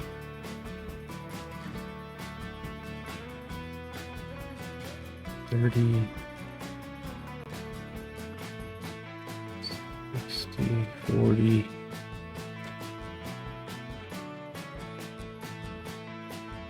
Does go a little more up tempo, so we'll change that a bit. And then this was like 90, right? I don't know if we want to do 90, we'll do that much. And I do have on here that defensive rebounding is kind of his bag.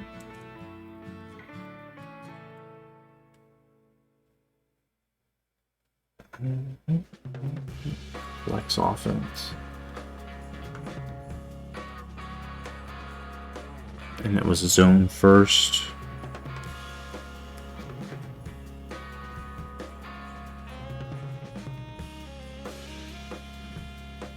But he did also play under Fran.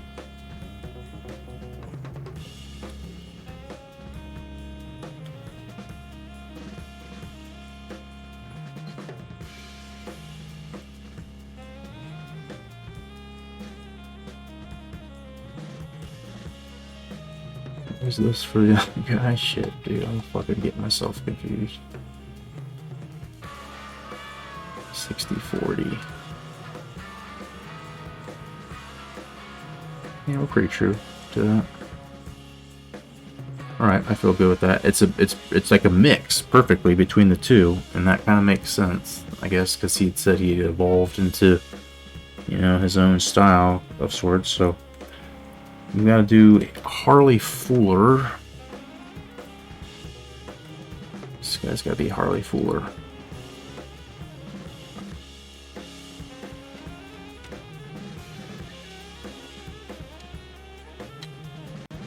A lot faster to do the assistance because it doesn't ask you for any of this shit.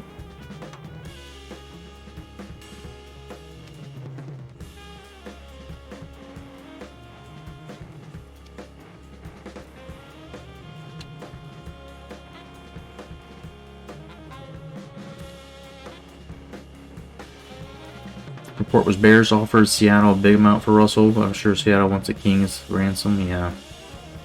They're in the same conference too, right? Maybe a little less likely to have to play him in the playoffs potentially. What are you using as a reference for his coaching style? So his coaches he's been an assistant under, and so that would be or Fran McCaffrey and Ed Cooley. That's why you saw me going to Fairfield and looking at what his was, because when I googled on the internet like what kind of plays they run and what kind of system, and it basically said that he had taken after his predecessors as being defensive first. Like, it's just a lot of reading and a bunch of whatever articles I find, or watching the beginning of a game where they say they come out starting in a 2-3 zone. Like, it's not a perfect science at all, but it is a science of sorts.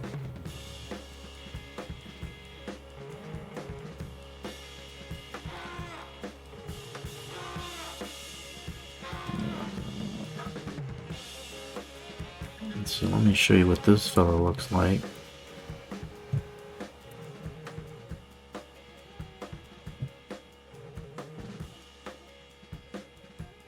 Looks like a kid, but he's like 32.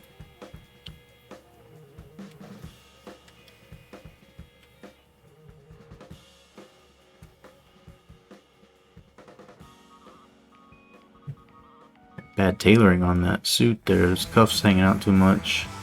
That'd be a lesson to you kids. Good tailoring. That shirt's only supposed to stick out a certain amount. And it's about the amount that if a watch was on, you wouldn't see it.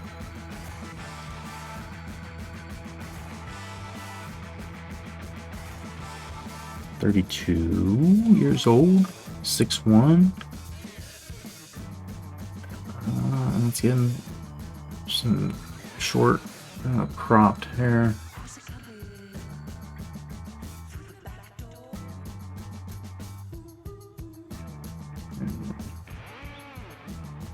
It's not bad. I mean, he looks older than he is, but that's what happens in this game. Limited choices. Scouting shit. Sorry, this is what you've inherited. That's the part about these edits that's really not scientific, is like this guy, Ed Osborne, Tom Osborne's long lost cousin. You see what his, without hex editing it and changing his defense, offense, teaching, scouting stuff, these people just basically inherit, and I change their names. These guys that especially, like, no customization really. So once they start going off and becoming other coaches, who fucking knows what they're gonna do? I don't know how that works. I don't know if they just basically become more or less clones of the playing styles of their coaches. But a lot of times, people would just say something's a motion offense. Like pretty much a lot of any good offense is going to have some kind of motion and off-ball stuff. Like some of them have more screens than others. Some of them go in the high post more than others. It's like really a fine line, and also like a read and react offense. Like that could be a flex offense. It's just kind of murky waters at times when I'm trying to pick, like, and then some teams, you know, they run different stuff, like a 4 out 1 in. They'll play that against zones or something, and then they play something else when they're playing against man. You know, there's a new, I guess since I don't know, I never got that far in basketball. Like I played junior high and then freshman JV stuff, and then I didn't play sophomore, junior, or senior year. So I don't know if zone offense was a thing as much back then, but you know, but then like pack line defense. I can't pick pack line defense on here, but it's a sagging man defense. So where you go, it just becomes a goddamn nightmare when I start looking this stuff up. Like I don't feel really qualified to decide some of these things, but I kind of have to be right now. But let me tell you this. You might be interested in this. Other things. So when we talk about style, all these numbers like tempo, and then like what do they prefer from recruiting? I look at their 2020 roster and the size and the height of guys. I will look and see how many people have JUCO transferred from years in the past. Like if that maybe says that they're more about not developing people when they have no preferences. And then, of course, how good were they in 2020? Like, when I'm starting to edit any players, if a team was really good, I'll probably make guys on that team a little bit higher than when I bias it. And then Bartorvik. I go to Bartorvik and look at the T-rank history for every coach and the adjusted offense. If we have really, really high adjusted offense, it's a good sign that they emphasize shooters and that they probably also maybe have good tempo. Adjusted defense, that's obviously like trying to decide what their pressure or if defense is one of their recruiting priorities. Turnover percentage is what I use for deciding if ball handling, passing, skills is their recruiting priority. Forced turnover percentage is flip-flop for the defense. And if I change the press frequency, how much of the press, I'll change that. 2-point percentage versus 3-point percentage, I just look and see like maybe their playbook is like a motion. It's a 4 out 1 in maybe, because that's a little more outside. Everybody's a shooter, 3 guards kind of thing. So I look at the roster, looking at that. Adjusted tempo, that is the probably easiest stat to look at and say, yeah, fast break. That's probably more of a tendency. Offensive rebounding rate, make me decide what their crash boards rating is. Defensive rebound rate makes me balance the transition defense versus fast breaking. Then teamrankings.com, possessions per game, offensive rebounds per game. Sometimes I'll go there. Hoopmath.com is a good one. I just started looking at that a little bit. But then there's all these playbook sites. Am I still sharing my screen? Let me show you this. Fast Model Sports. So like when I'm trying to figure out what kind of offense does Texas Tech run, I look, horn set. Horn set's usually in some kind of like 4-1 offense. And you could look at that as maybe high post if they have, I don't know, like sometimes you read this. This is an awesome site just to read because it'll say Texas Tech ran this blob during the whatever season. And sometimes there's video of the play too.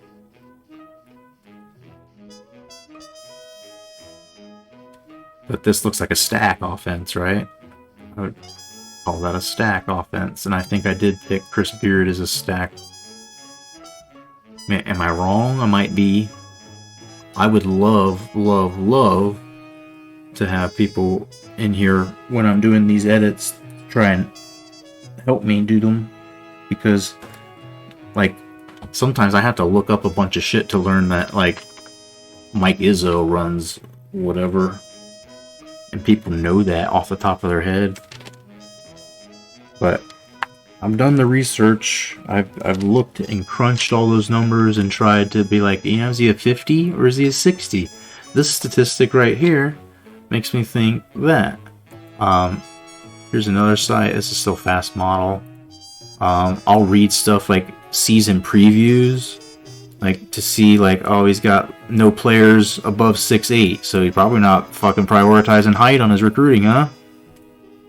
That's the kind of genius kind of deductions. I'm like, oh yeah, I'm fucking really breaking the fucking world open here. But it also helps me understand, like, are they the best team in their conference? Most of them are, because I'm doing the tournament teams. But some of these rosters, like I'm going to have to do Vermont's rosters. Vermont's a pretty decent team. I could like see having, they did have an upset win that one year. I think it was Syracuse. Like they, one of those teams that I got to give them their credit, right? So that the sim gives them their chance. But yeah, that is my tangent there. Sorry. I haven't described it for a while, and so I wanted to do it and do it so people know there's some method to the madness, or the sadness in this case. The good wrestling card is subject change. I think I've seen that one. Showed Kamala being managed by Paul Bearer. Yeah. WWE stars go wrestle in this mom and pop. Yep, indie stuff.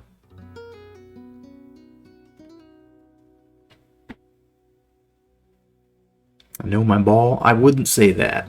Like, I, honest to goodness, have just triangulated as much information as I can so I don't have to know anything, right? So I don't really have to be an expert as much as I have a little bit of logic. And then, maybe someday, like this could help me actually be a coach. Like this is still like reading music to me. I love music, and I wish like no other that I could play instruments. But this is kind of like reading music notes to me. I see it. I understand conceptually. Like Four's trying to run around, use a human shield there to get Four's pass. Like I understand. But without seeing people, without seeing the defense, seeing this stuff especially is like, how does it all actually really play out? But yeah, I mean, if you start to read and look and find, like some of the bigger name coaches, it'll say, like they're aggressive press defense has gotten them, something. But this is another good one, Stepien. This is a good one for doing my player edits. This one's a really good one for player edits. There's the Bartorovic T page. And so you just look up the coach, and then you start to see like what they were last year. Greens are good, right? So like his defensive efficiency is really good. Boom. Defense might be a priority for that team, or his pressure is probably some of the best. His offense is above average. It's got some probably tempo to it. They're really, really careful about their 2-pointers. They don't shoot threes that much, so I don't remember exactly what I decided for this guy, but that affected what offensive playbook.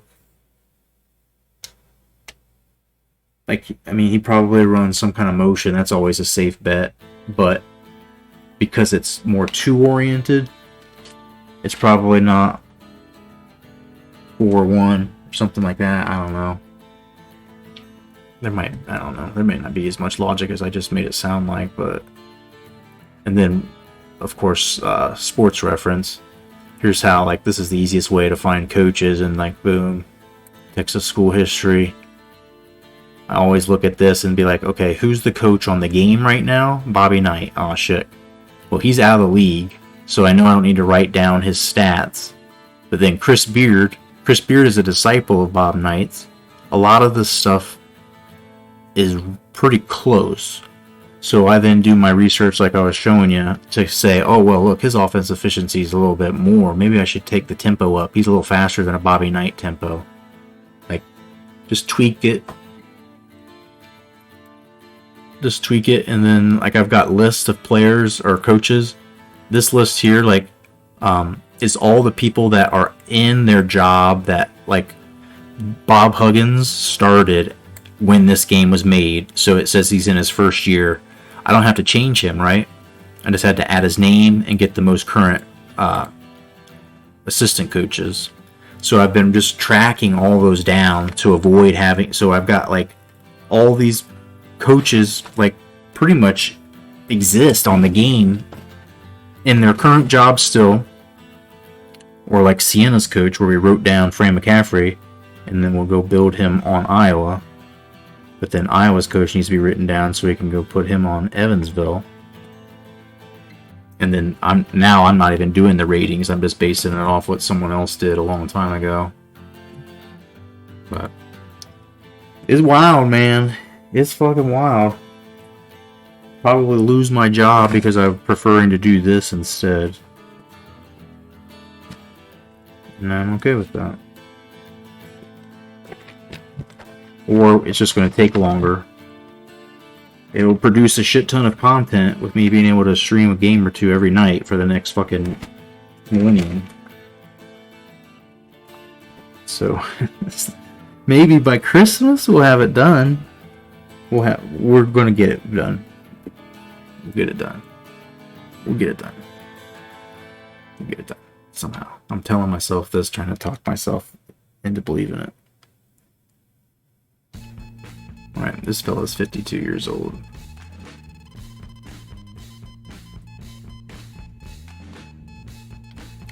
And he is 5'10", maybe. I don't know. Some of these, if they didn't coach, or if they didn't play basketball at some point in their life, or they're not a big name coach that you don't know who they are, I don't really know how you can get these numbers on what their height is, so we sometimes guess. It doesn't seem to matter sometimes, right? Yeah. Okay, let me see. Bob Simon.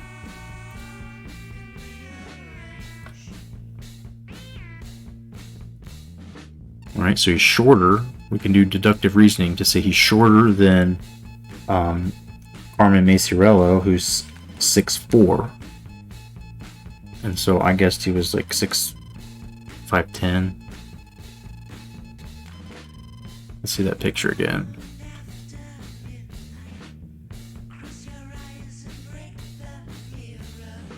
And a good 4 inches.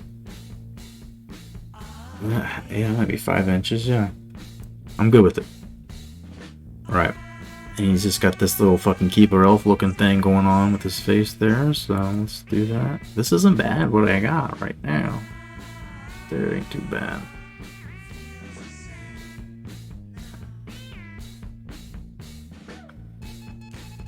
Give him pinstripes.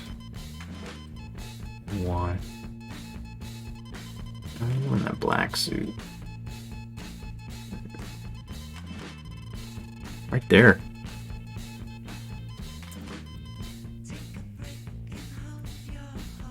No?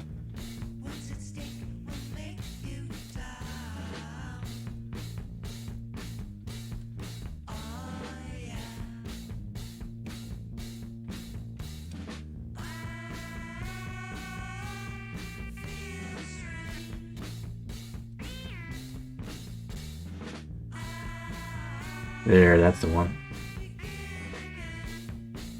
Good enough. Bob. Welcome aboard. Alright, so now we take out the old highlighter and I mark off my boys that Sienna has done. Like I said, we like to go before we forget what we're doing to Iowa, knowing that this guy right here is fucking Art Licklider or something. Todd Licklider. And so we write down what Todd Licklider's stats are so we can move him to Evansville next. Shooting and skills are his priorities.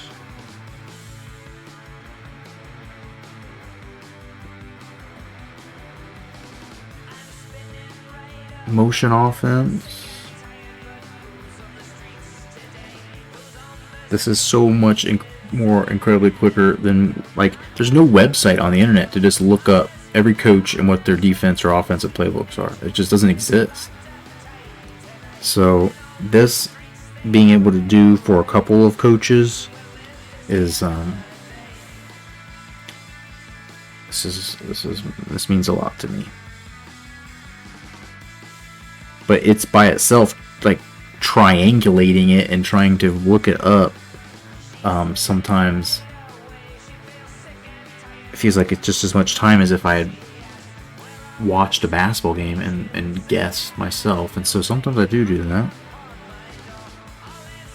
Sometimes we do that. 3-4 press in desperation. Right?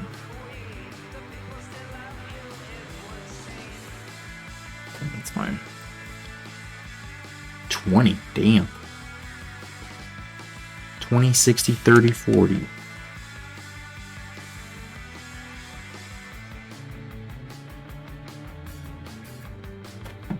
$20, 60, 30, 40. Right. So now we got to change all these and make them. So the unfortunate thing for Fran McCaffrey is that he inherits this dude's life, and it wasn't that great. That's why he's at Evansville and not at like a Big Ten program.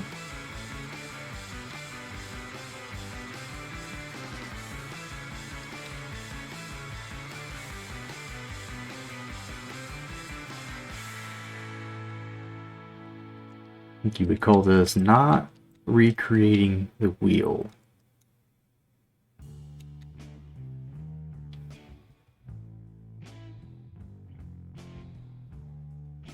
Remember Nation of Domination with Godfather? Oh yeah. Was it Mark Henry at one point? Yep.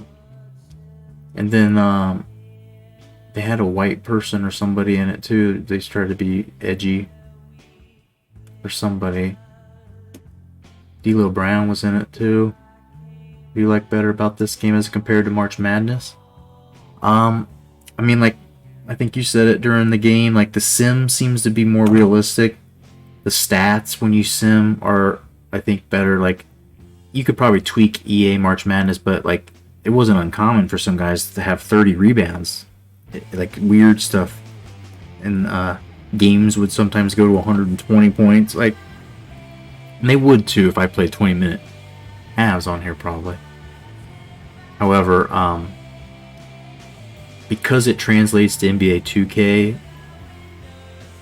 and like 2K and playing modern 2K still, I don't know, it kind of still has the same feels, so it just feels more natural when I do play it.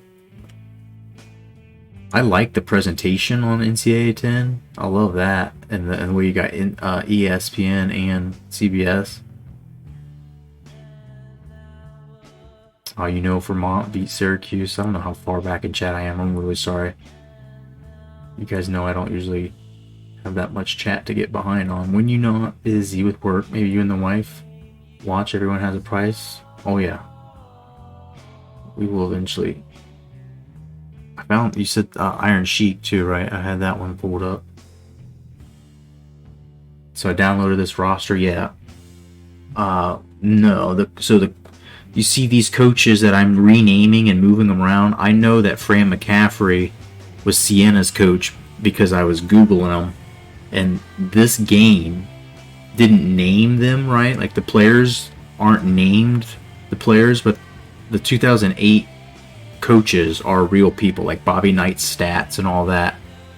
So I have found rosters in progress that I downloaded, and none of the coaches have been updated. So that's why I'm doing this and changing them and moving them around to where they need to be, creating coaches that didn't exist back then. And what I'm trying to do is not lose anybody if they're on the game. Like Fran McCaffrey's already on the game, so I went and looked at what he was doing back then. It's just whatever I can do to try to speed this up. And so now we gotta look up Fran McCaffrey. But yeah, the rosters I got weren't done. So like small teams like Vermont don't have all the players on it. Most of the big schools were done. I don't know that I agree with all the ratings. So every time I do a game, like before we do the March Madness, I'm gonna have to check every roster to, like, what's the dude's name that was #1 draft pick from Georgia? He was on the game, and I think he was a 76. And so I set a rule for myself. Anybody who gets drafted, anybody we know from last year that got drafted, their potential has to be at least an 80 plus, or else they wouldn't have got drafted. People don't draft people and it's like, oh, they have no potential. Like, the potential had to be at least an 80. And then if they're not a freshman, anybody that's above a freshman or was a lottery pick, I can have a freshman. I agree that I would let a freshman be under 80 if they got drafted, but they weren't a high pick. Like a freshman could get drafted that's like a 78 because their potential and not what they're currently. So I tried to say, like, all right, Edwards was drafted #1 overall. I definitely think some of the ratings that, like, whoever made these rosters, I don't think all of the ratings were thought through. I think sometimes they just renamed players and didn't necessarily change the ratings. They just saw a shooting guard that was wearing #5 and they're like, all right, #5 is now this dude, and now I'll tweak it a little bit. But I've just been trying to go through and look at like the top 3 or 4 statistics leaders and making sure if the guy that's leading their team in assists and maybe leading the Big Ten in assists, that his passing skills are at least an 80 or better.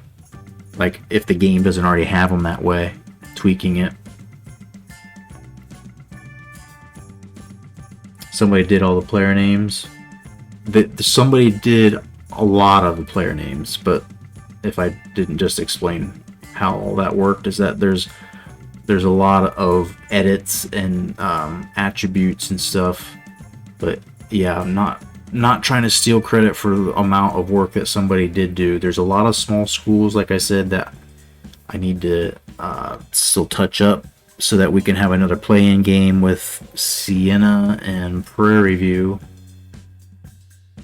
But yeah, this was a community effort that just, I guess, stalled out in 2020, but I downloaded the 2021 rosters and they were worse. They had less teams, less conferences done.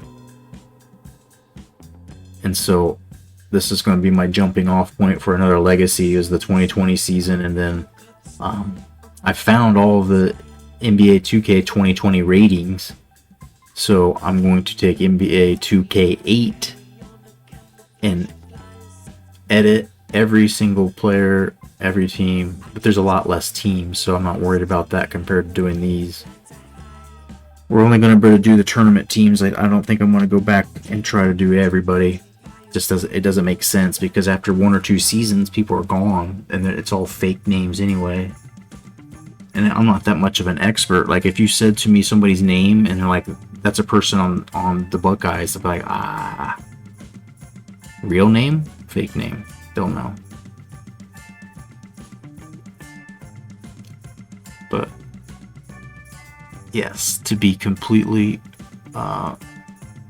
crediting to the Operation Sports effort that started, and I don't know all the different people's names, but I would definitely guide you to the file if you are interested, or if you want to tell them that I'm simming with their rosters. But I would tell them that I've also highly modified them and also putting coaches on here that didn't have names and weren't updated from the stock. Somebody hex edited some weird shit on here too. Like there's like the Southern Utah University team had been changed, so they still use that logo, but the name is like North Dakota State or something like that now. Don't know what hex editing is. So hex editing is basically everything that can't be edited in the game save file. So what we're doing right now is game save file changes. It's easy, right? Nothing's changed on like the actual database of the game. But if you hex edit those things, like the fact that Bobby Knight's player or Bobby Knight's coach has 900 wins and now Chris Beard has 900 wins, that's what hex editing would allow you to edit that and change it to 200 or whatever. And then hex editing would allow you to take the name of a team like Southern Utah University and edit the name in the team in the database to say, I don't know, like Great Lakes State or something they change it to. And I do imagine somebody at one point from Operation Sports will come in here and be interested to see how it's played out maybe, but I will thank them heartily for the work they did and see if there's a way that I can try to be a part of future efforts, because it's a lot of work, right? And I know that to edit all the names in every team by one person is just not feasible, even though I'm kind of trying it. NBA 2K doing it for 30 teams or something is not crazy. That's not crazy at all. 12 or 13 people per team. Some of the players are still already there. Just moving them around again. But yeah, I don't know. No intellectual property stealing is intended here. The people that did do it did pretty good work. There's just so much detail that one could put into it. So much more, like time would have to be, to get these all perfect. And then like I was editing players' faces, like the key superstar players, like I would like to, anybody that might have a screenshot of like player of the game or something, like if I post it on Twitter or something and somebody looks at it, it's like, damn, it actually looks pretty decent. I would like, to be able to take credit for some of that, of the editing. But there's only so many you can do. Like Texas Tech, I did like 2 players' faces or something.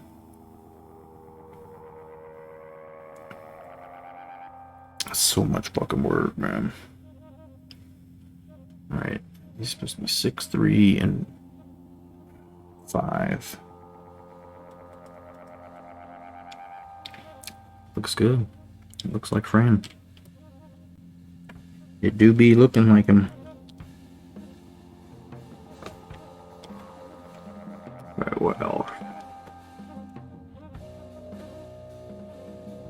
But, I mean, these actually are decent numbers. B plus overall, that's not bad. Fran McCaffrey should have a fighting chance of being what he has become in real life. Whatever that is, whatever you... So the thing I didn't do is I didn't get his assistant coaches.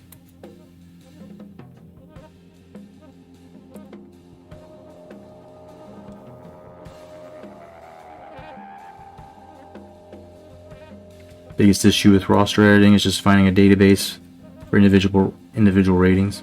Better with old school players, yeah. Hate thinking I didn't get something right. There's just so many players in college basketball, right? Like, I think you could get a little more fine detail with NBA rosters. But with college, it's like, I don't know, you know. But even Madden rosters, like, look at, you know, they always every year have somebody who is like beginning of the year a 63 and maybe an offensive lineman ends up playing like a 78 or 80 afterwards. Like, I don't know. No one's perfect for sure.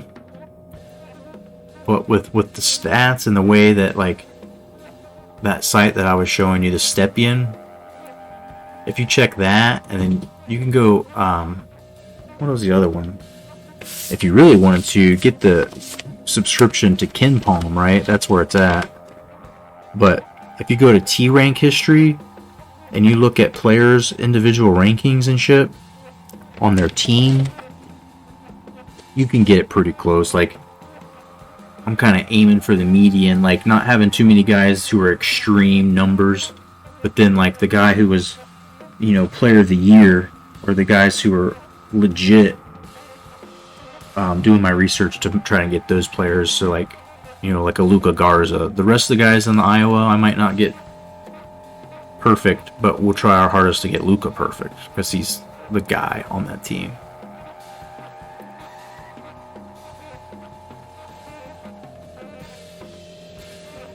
That's about all we can really do at this point. Try to keep this moving along. I just trying to do it late at night when I'm sleepy just makes it even harder, but trying to find out what Sherman Dillard's up to here. 11th year.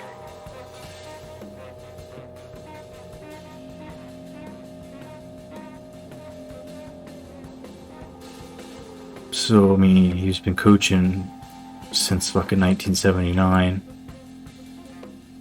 Get a pretty good idea of how old he is.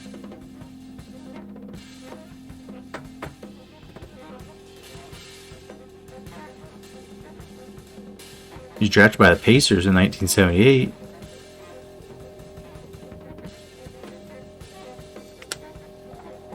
Oh shit, we might be able to Google him and get his height and age real easy.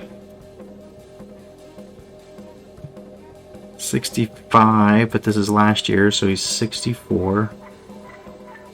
And yeah, is it gonna tell us how tall he is? 64. He looks kind of tall, a little bit.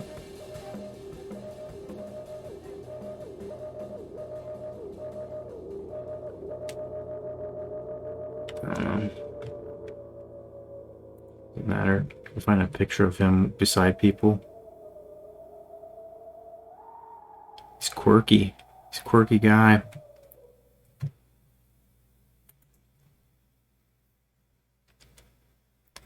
What did I just do?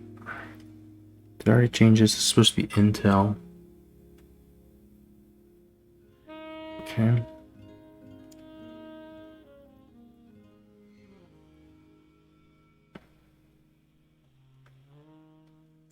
Did I already set these up? I don't think I got them right.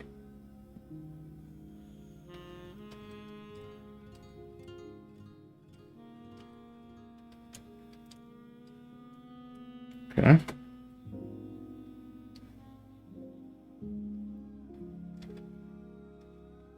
64 occasionally. Okay. 70. 60. 70.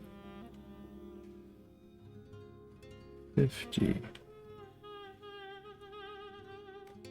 Okay. That's done. I'm gonna turn this dude into Sherman Dillard.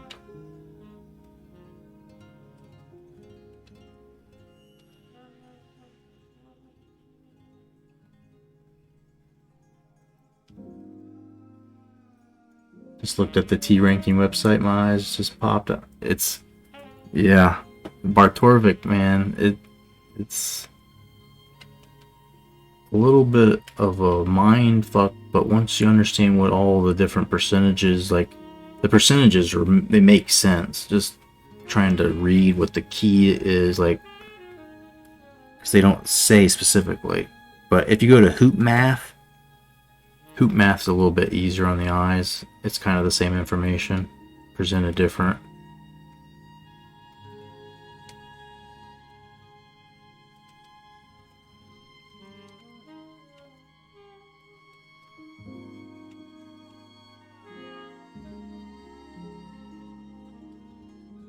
Need to learn the terminology. Yeah, I mean, it's just understanding what the different column headings, the stat headings are.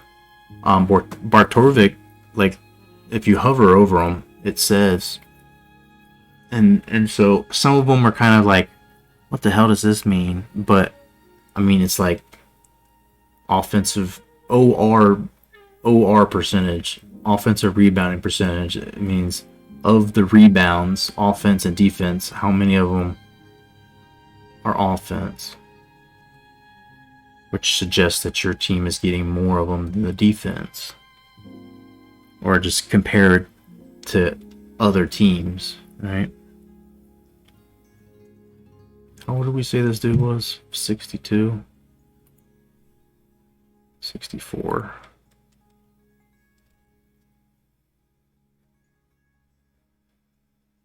That looks like a younger version of him, but it doesn't look too bad.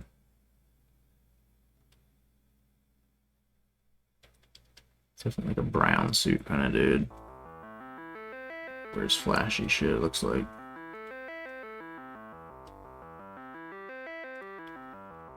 Gonna be it. Just for the sake of time, I think we gotta make a decision quick. Sherman Dillard. And now is the second.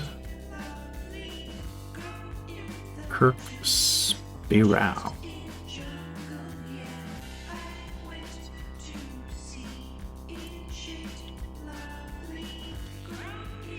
Looks like every one of these fucking coaches on here, they are so generic, but they're so spot on at times. What was this dude?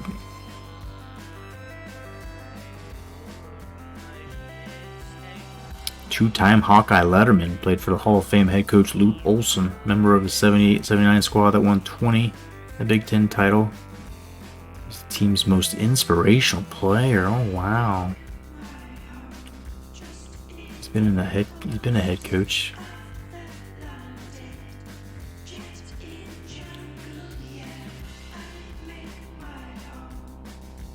So, I mean, just for sake of time, if he graduated college in 79 at roughly 22 years old, and we're fast forwarding 40 years to 2019, he's 62.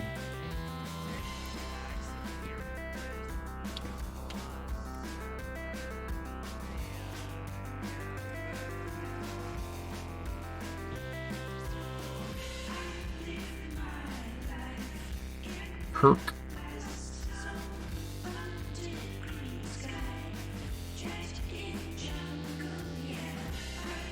What in the fuck, dude?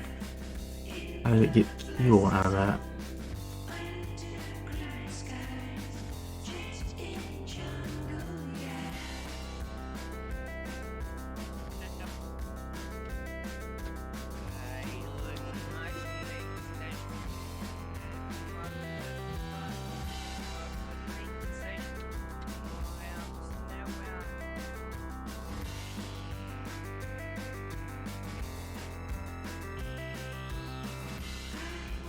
You know how tall he is, there's default.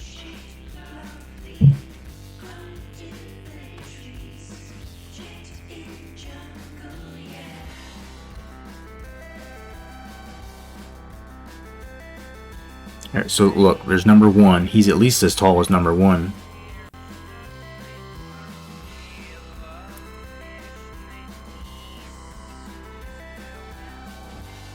Who's 6 foot. So he's at least 6 foot, 6'1", 6'2". Sometimes that's as scientific as we get.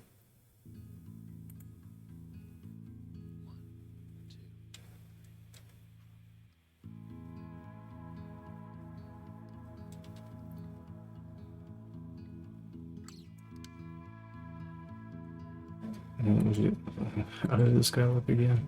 Like a freaking chode.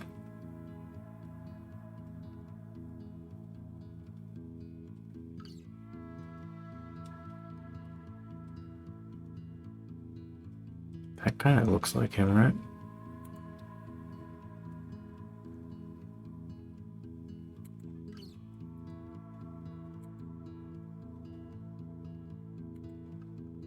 I think it's a winner, baby.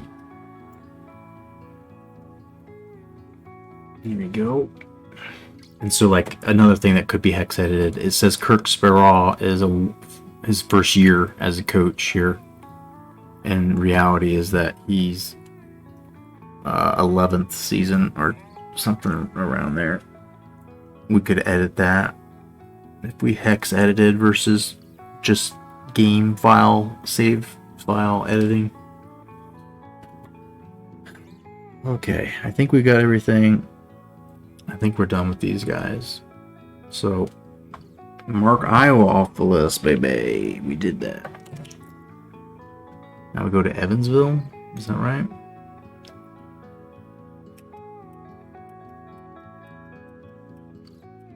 And you guys will see how good I am at knowing which conferences teams are in. And these might not be the conferences they're in now, actually. This coach is out of the league, so no worries about saving whatever bullshit he has.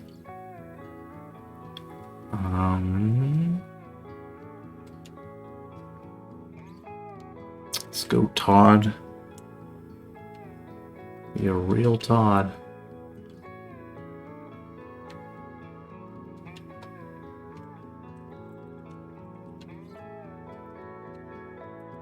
Todd Licklider, there you are on the list. Yeah, the game just happens to have his name in the database, but no association with the coaches.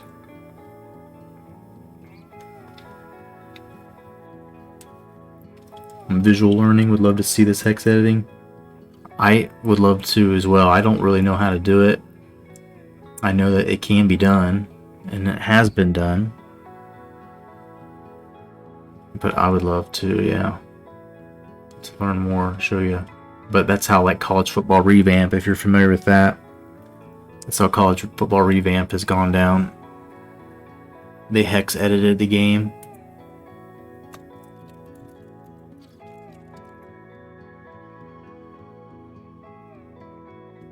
This guy's a real creep, dude.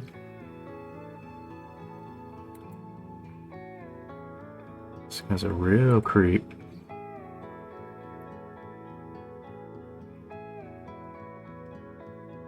Synonymous with basketball in Indiana.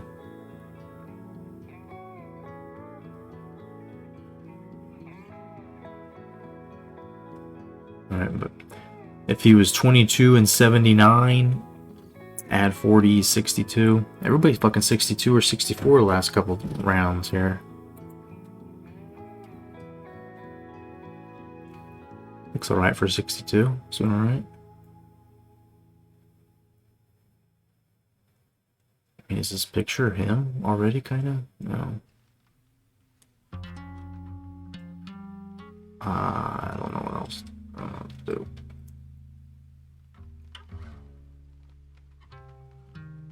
Can't give him glasses or anything, so I mean that's the best we can do, probably. He looks like, I don't know. What kind of guy would he be here? Assistant coaches.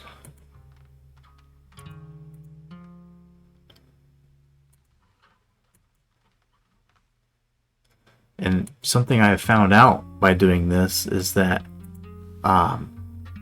there's a lot more turnover with assistant coaches than I ever thought. Like, here's 2019.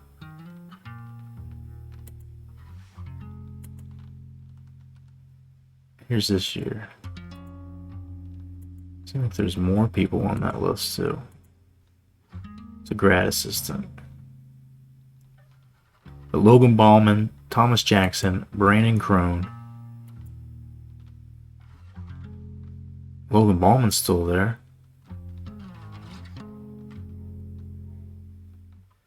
So because of that, he's getting preference. Logan Ballman gets preference. He's stuck it out for 2 years, so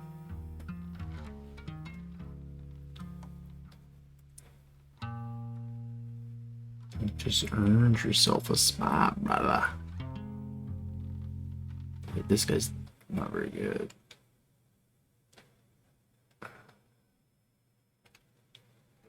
He doesn't have much of a future in coaching. He's a C minus. This guy's a C. Teaching is an F. Well, sorry, Smush. You're Logan now. The better of the two. And this guy's earned it. In reality, he's probably still there because the other people were better and got offers to go somewhere. Like 2 ends. It's reckless, and the game just happens to have that in there. No big deal.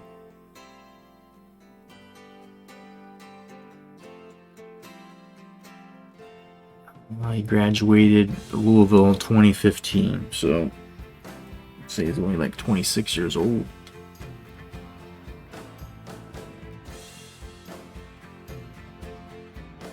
Say 27. Somehow he picked up a year somewhere. Maybe redshirted a year or something.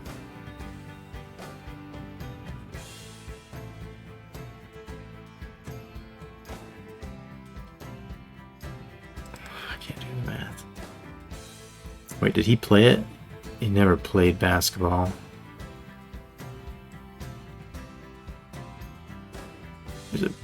Wait, he did play in 1 game that year, so we might be able to find his height. Since he played in 1 game. Is that possible? It's not possible, is it? Will we find him on here?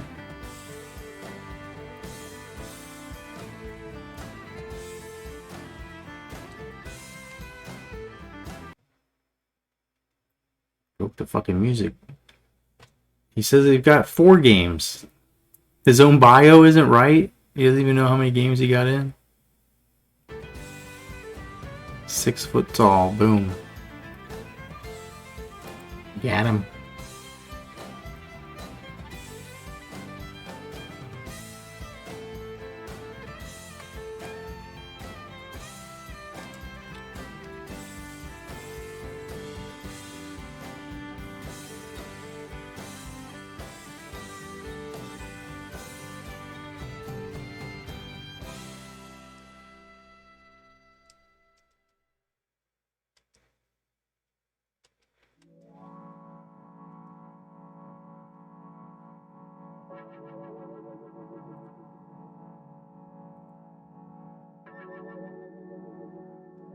Different suit.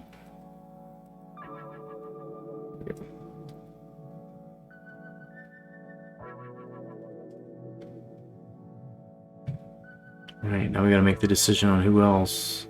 Benny Seltzer, Terrence Commodore. Joined the program in August 2019. And then he's gone next year already. This guy's been there a little bit longer. He's younger though.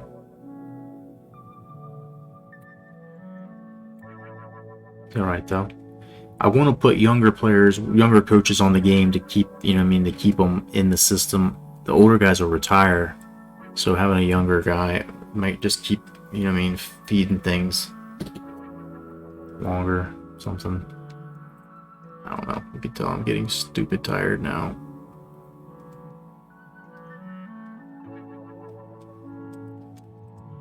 Running out of steam. We'll go to 5, and then I'll have to consider sleeping. Terrence, nice to meet you.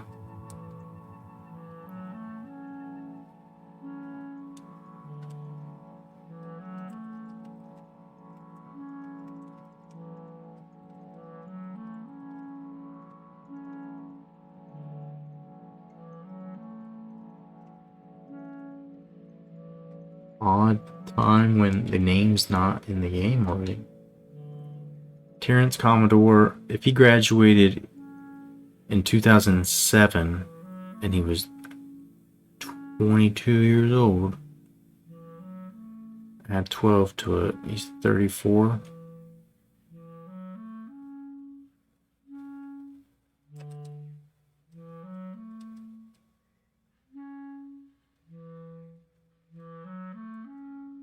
If he was a player or not.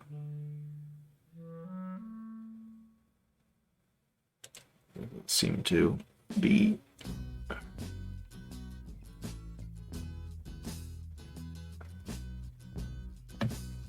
And then we'll see 6'2".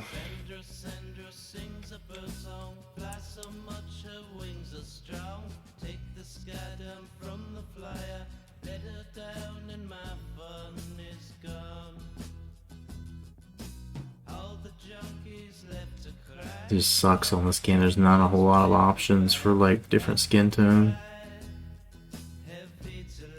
Terrence Commodore, there you go, buddy. Welcome aboard. Alright, so these should be shooting, skills, motion, man-to-man, 2-3 matchup.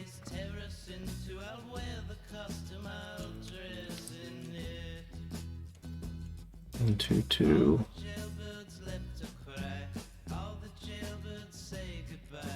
K-Force press, and it was desperation. 20. 60. 30. 40. Alright, there you go. There's Evansville coaches. Dunzo.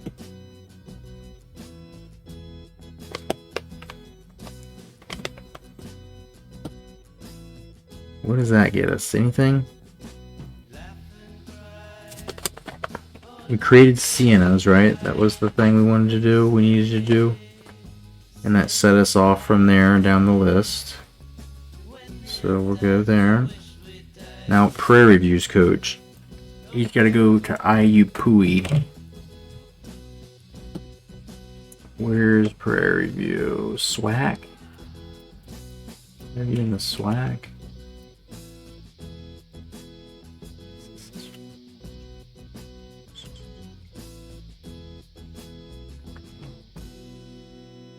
There we go. So here's how you know, right? Prairie View's coach in 2008.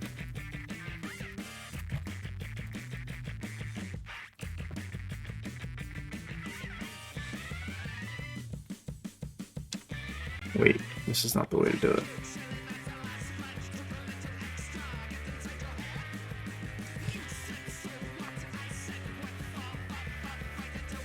Prairie View, right? Prairie View 2007-8. Byron Rim. Well, Byron Rim, you see, oh, IUPUI. Then you go down here and like, oh yeah, that's where it is right there. IUPUI. And then what you can do, this, what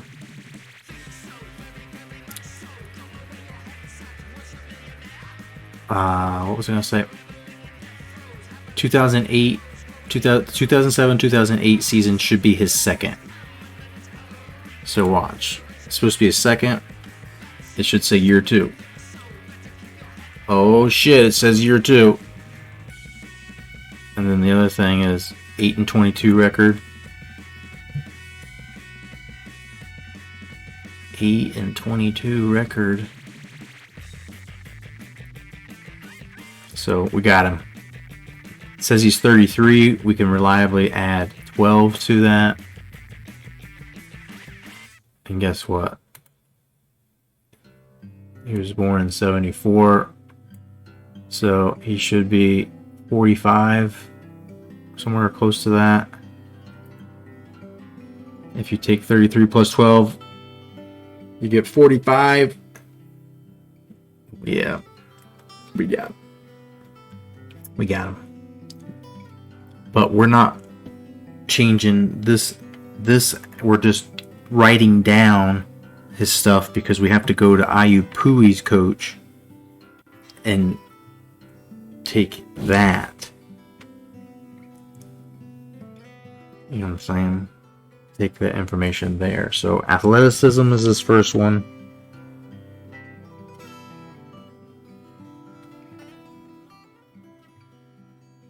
No second one.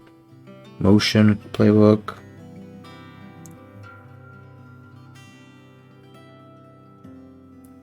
Defense man-to-man 2-3-1-3-1.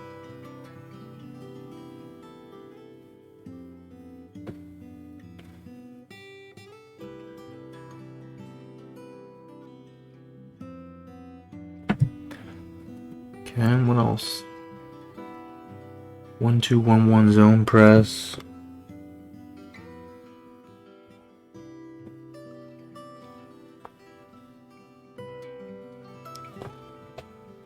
Occasionally. Bench depth 10. Remember that, maybe? It's a little higher than we normally go. Usually just 9 is pretty standard. 70, 70, 60, 40.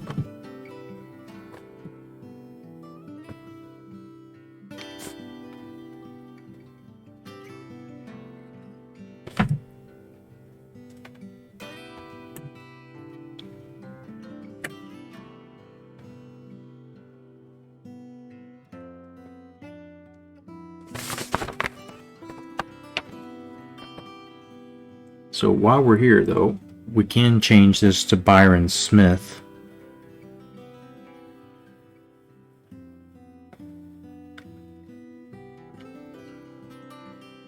And some of these might not be too bad.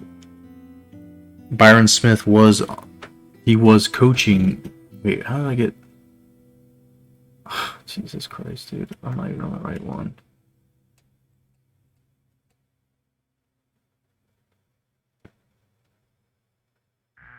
Did I write this down right or not? Athlete, motion, 2-3.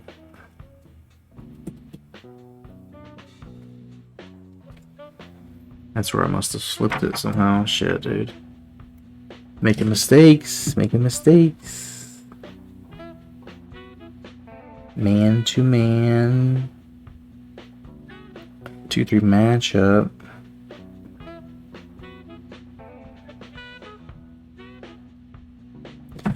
Okay.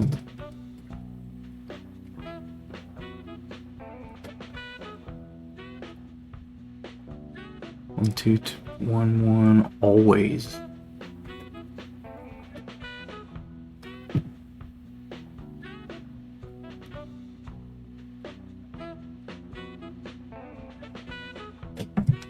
Bench 11.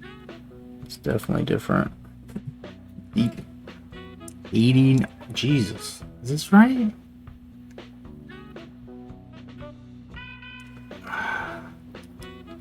Who wanted to say? I don't know what Byron Rim's up to. This is what it says.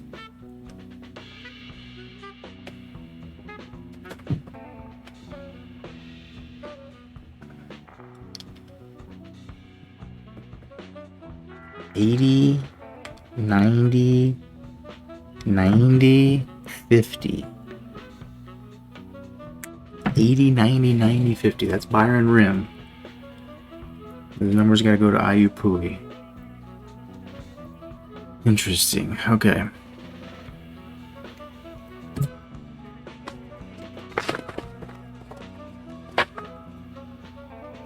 And now, the real current coach is Byron Smith, former NBA guy.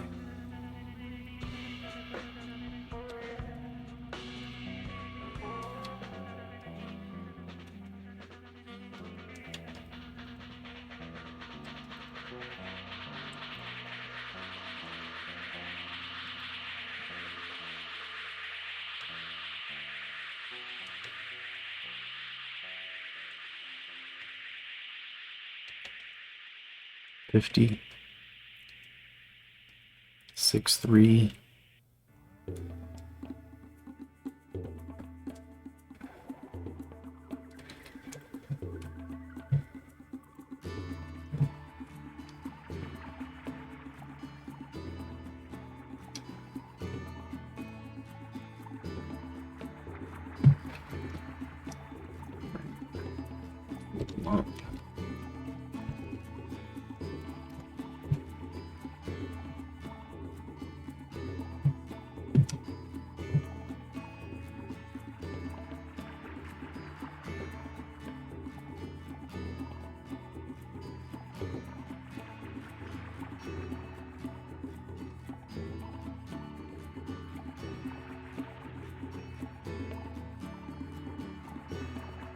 I don't have anything that's gonna look very good for this fella.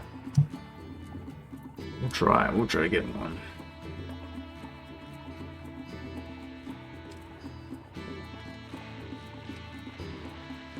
There's no bald head for that skin. So it goes that one, and now it's too dark. Alright, bro. Give him a blue suit.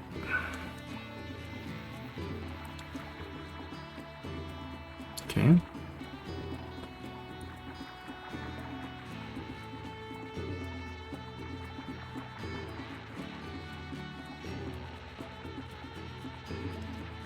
Defense. Rebounding.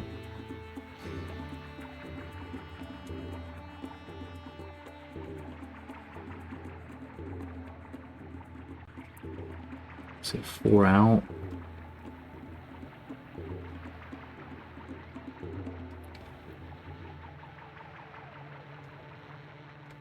Two, 3. Man to man, and then 3-2.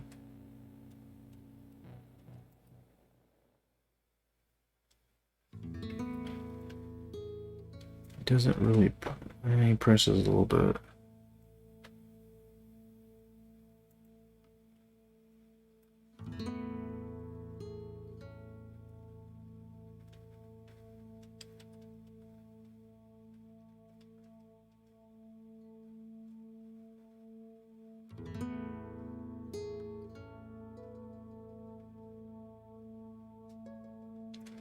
He's got a slow tempo. Let's talk about being really meticulous and getting good shots. So I think 15.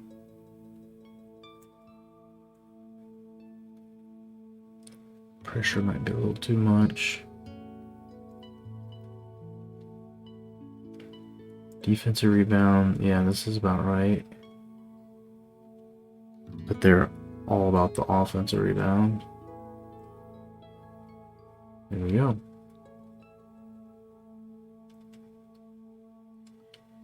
And so this guy's Wendell Moore.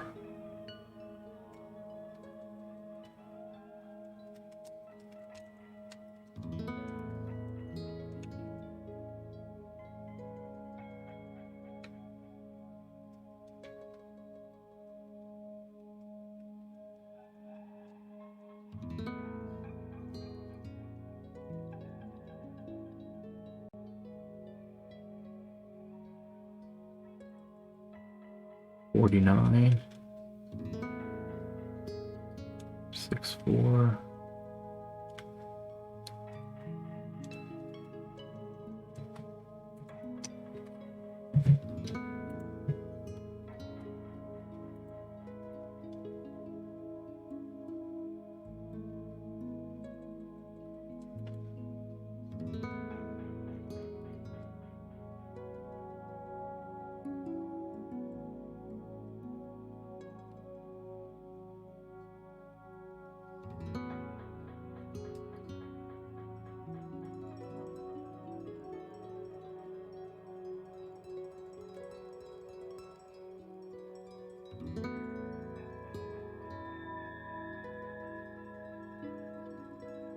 Not too bad.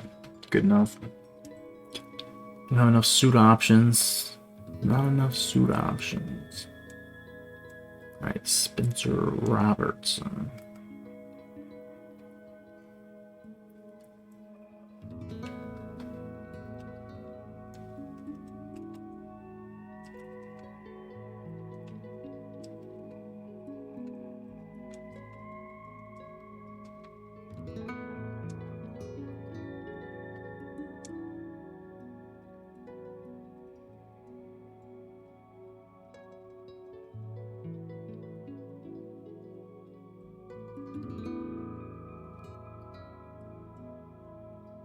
Couldn't really get a good idea what his height or age was because he's never played. So I'm assuming he's like, you know, a little below average height because he didn't play. And I guess that he's somewhere around like 28-ish.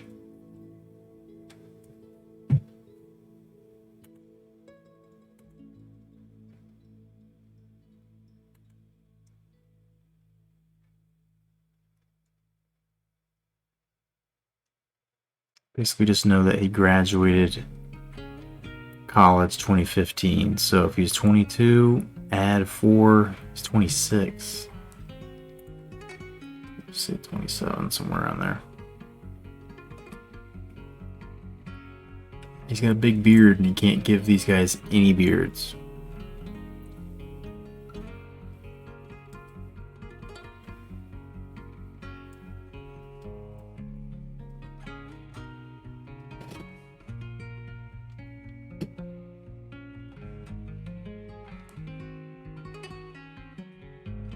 Give him a messed up face, I guess.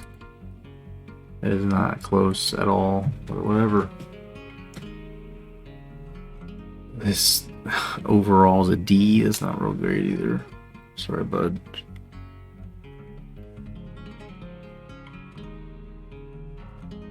Alright. There is Prairie View done.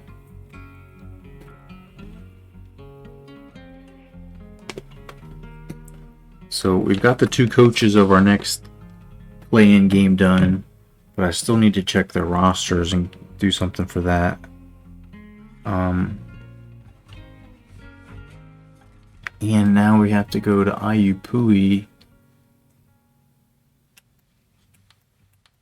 Can you even begin to guess what conference IUPUI would be in?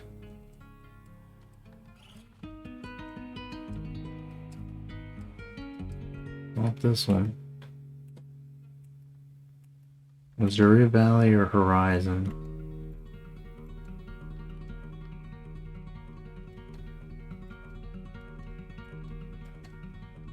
Nope, not that one. Might be independent. No.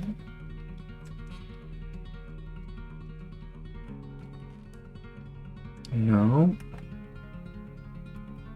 It's not Conference USA, I know that. Maybe Big Sky? I don't think it's Big Sky. Or Big East. It's not Atlantic 10. Atlantic Sun? No.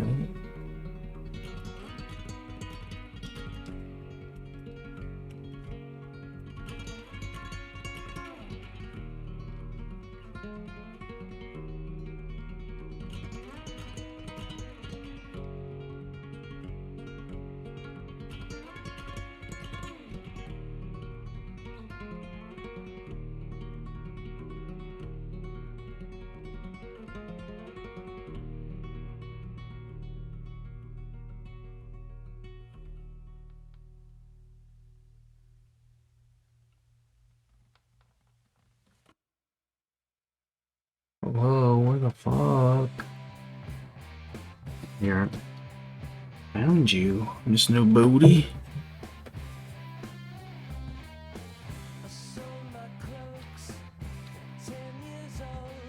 So, we think that this is Ron Hunter. Need to double check on that.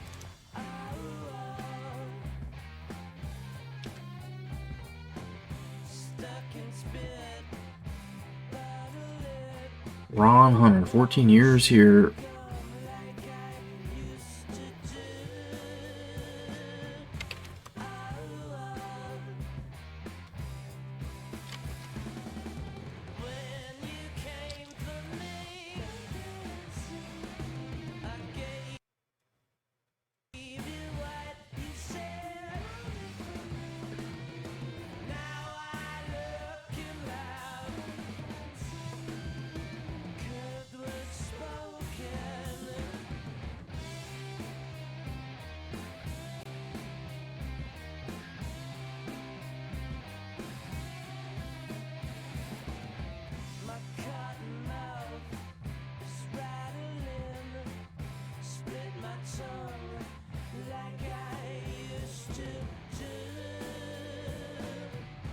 From Dayton, Ohio, what's up?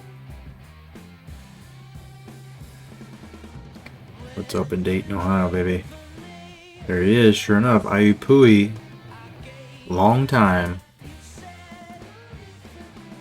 Been there a long time. So, we know this is Ron Hunter. So, we now, unfortunately, can't take down those numbers where he's a B overall and all that. But I can. Got no coaching priorities. Perfect. Doesn't help me. Doesn't really do much for me. None. Just a big old none.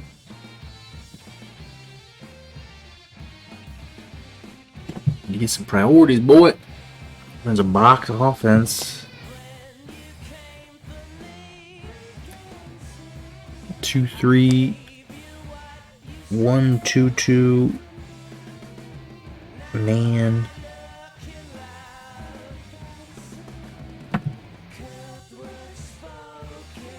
One, two, one zone.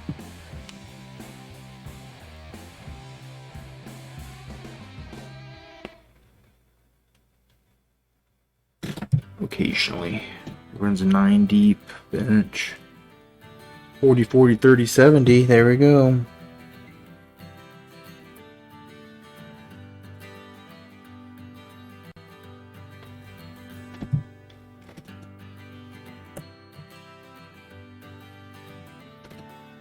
Alright, so I guess we turn this guy into Byron Rim now.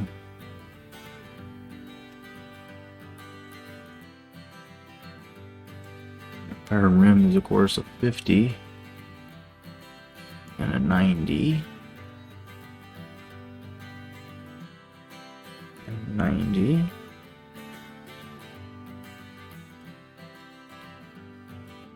And an 80.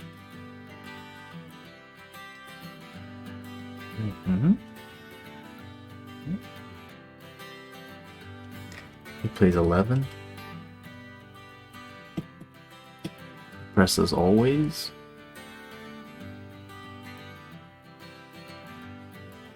One, two, 1-1.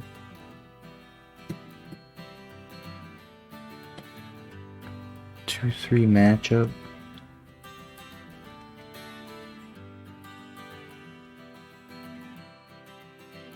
Man-to-man.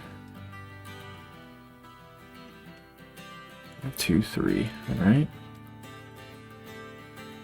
Motion. Recruiting priority. Just athlete.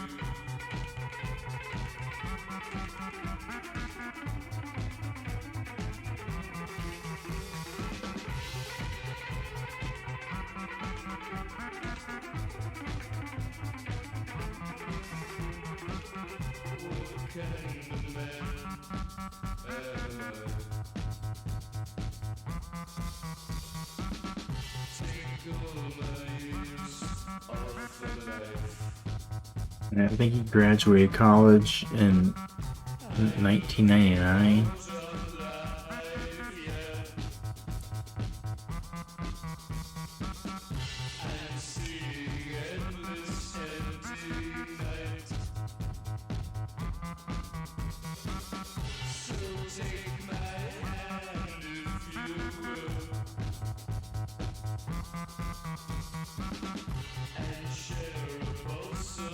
Possibly he's only 42. If he graduated college 1999, he's 22. We go to 2019, that's only 20 years more. This dude look like he's 42? Is he 42? Looks a little younger there. A little bit younger there. It's 42, man.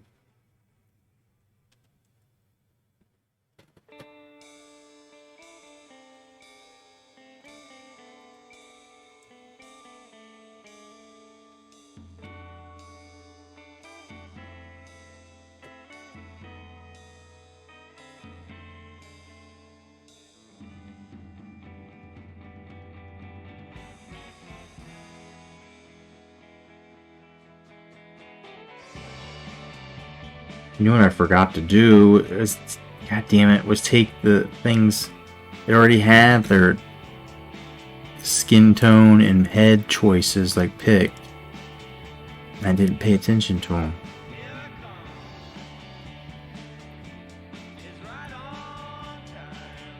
Fuck.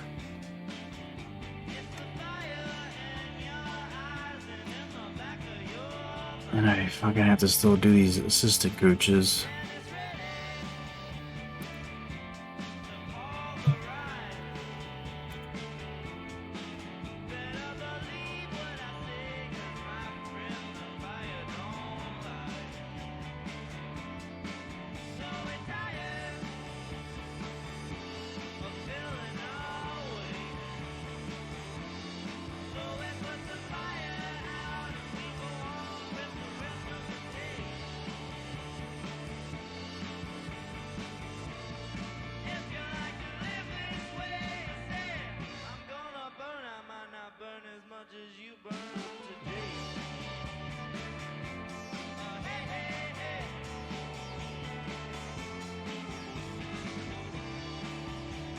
This dude has no playing experience either, just some random dude.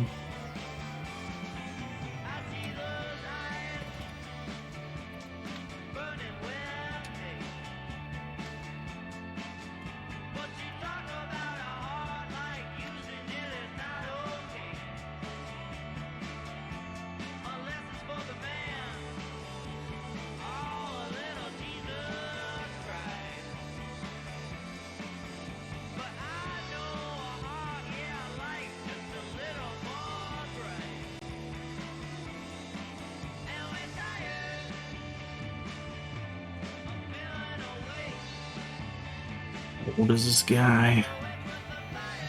I guess here. Graduate.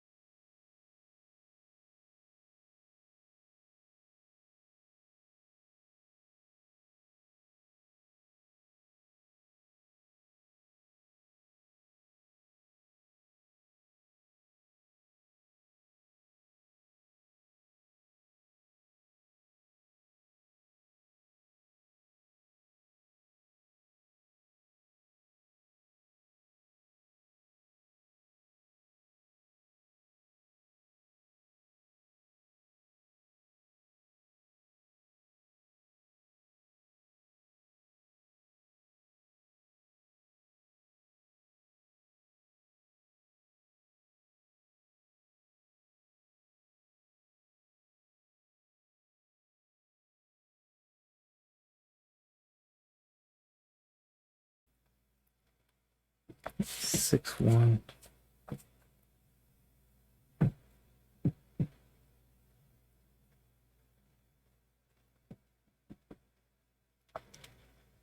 Two, two, three.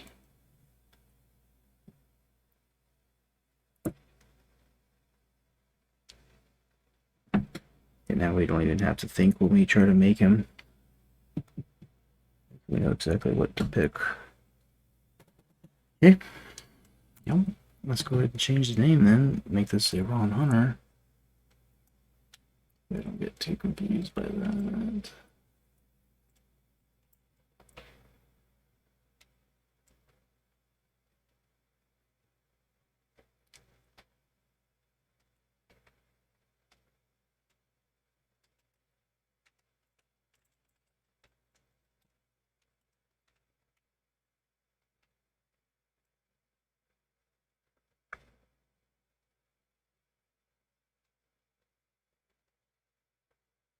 I don't know these things.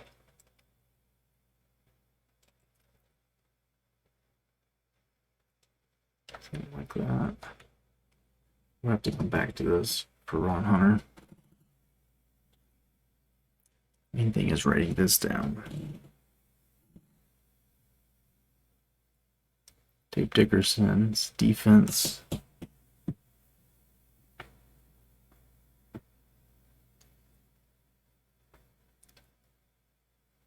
Box offense.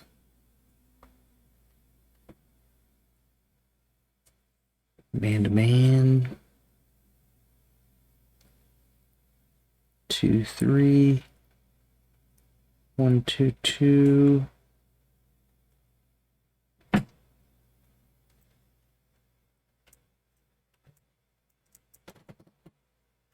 Full court press occasionally.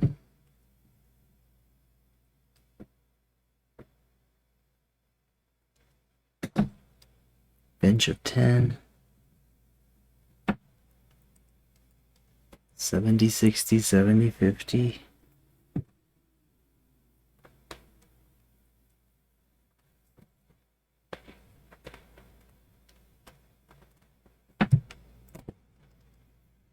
Alright, there's Dave Dickerson's numbers saved for the Annals of Time. Now it's Ron Hunter's numbers go in.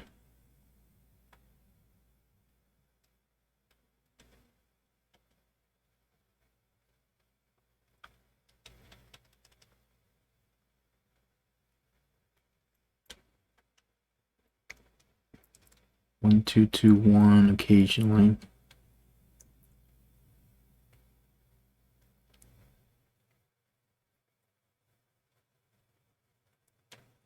Man to man. 1-2-2. 2-3.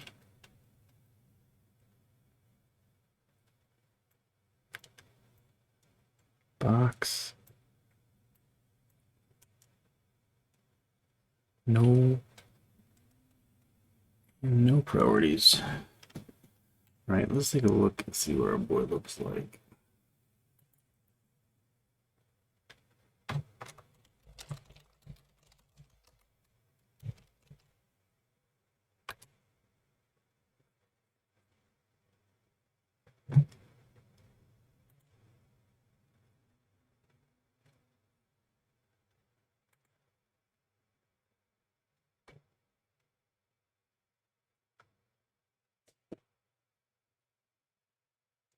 Hey, that might be the best I can do.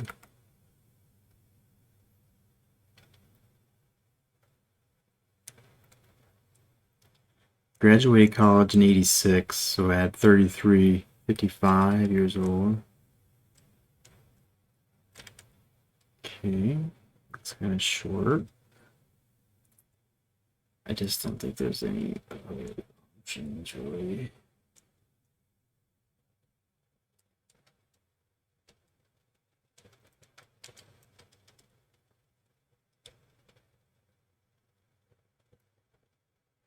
Maybe that one.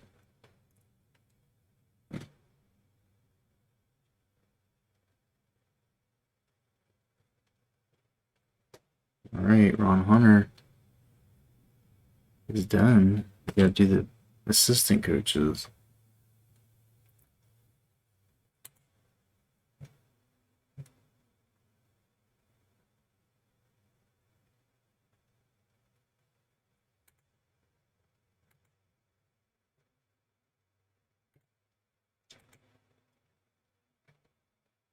Ray McCallum.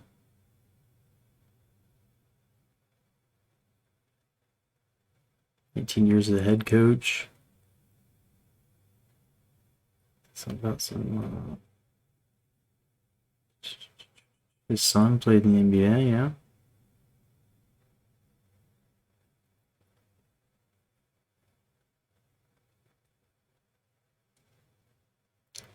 Head coach at Houston for 4 years. He's a head coach at Ball State for a long time. Bonzi Wells.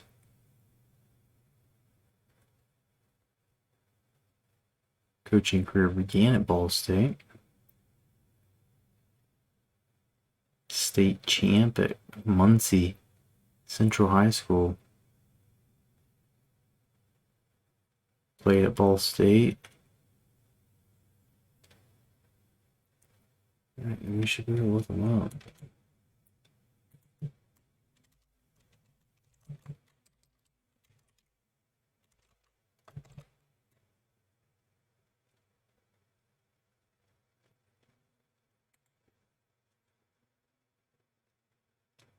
Born in 61.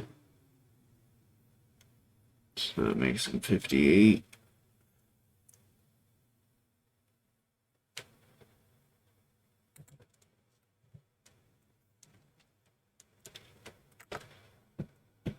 Bubba Gabler. It's a hell of a name, though, dude.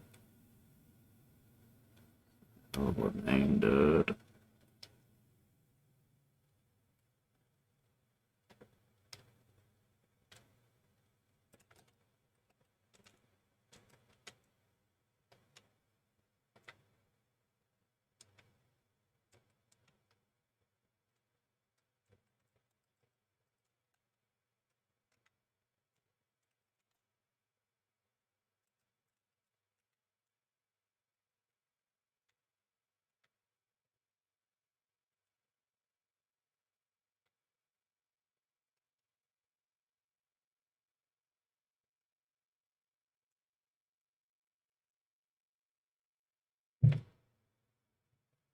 Didn't say how tall he was, though.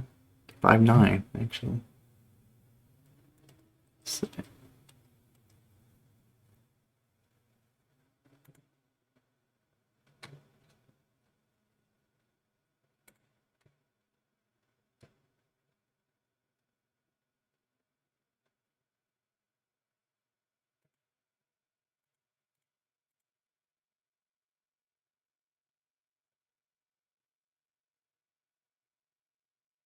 Right. Gonna do that.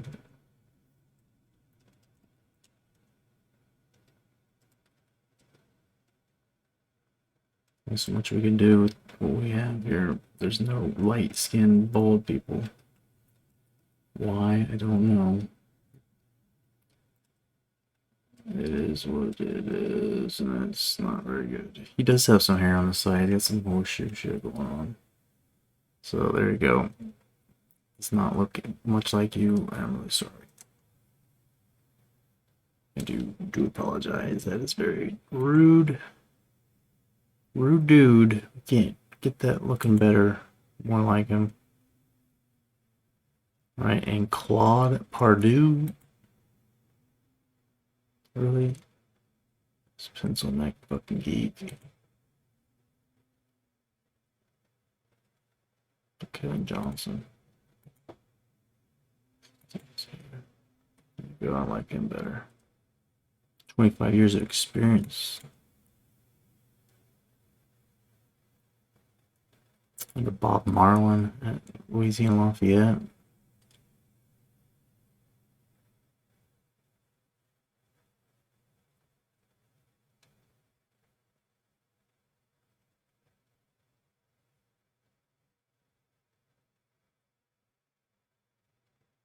Give me some Centenary.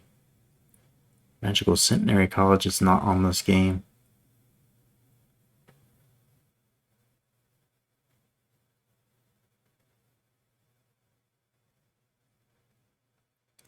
He went to Texas Pan American, now Rio Grande Ballet. Lon Kruger was there. I didn't know that.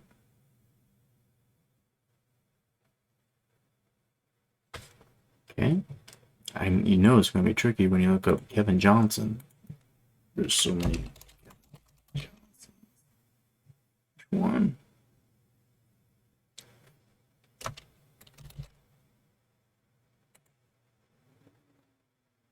I should have said what team they were on right there. This one. Hawaii. No. Pan America.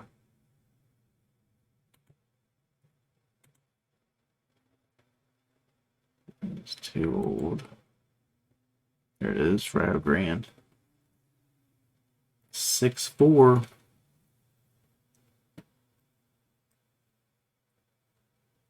Just realized I wasn't showing any of that on the screen when I was looking for it, but very sorry. Getting to the point where my brain is not working very well.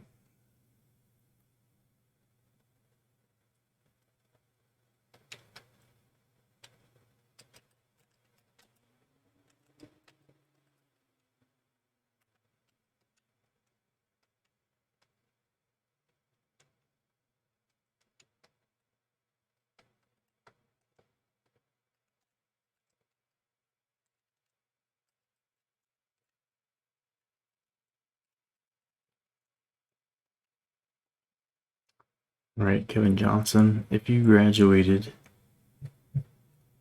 in 88 and 31 to 22, 53, you close. 6'4". Let me go back to look at his picture. Bald.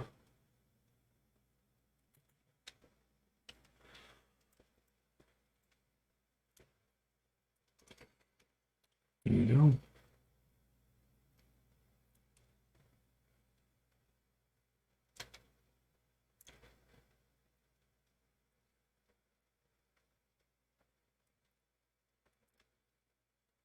Done.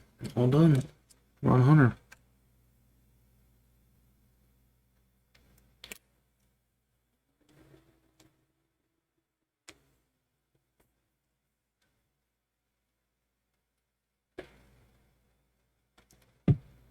One more to go in this circuit, and that's Dave Dickerson, who you gotta go to South Carolina upstate. They're on this game, I think, right?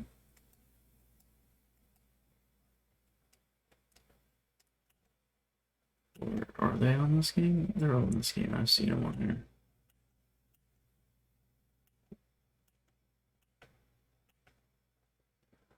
here. What conference would they be in? Southern or Southland?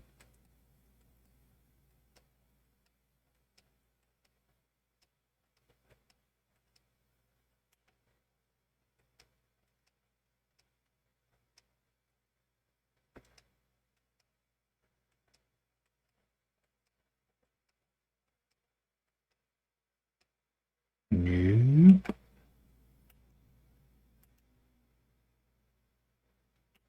Southwestern.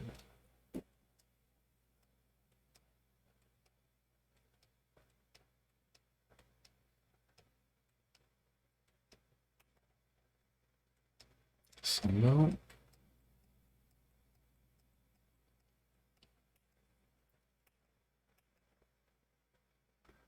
Stay here.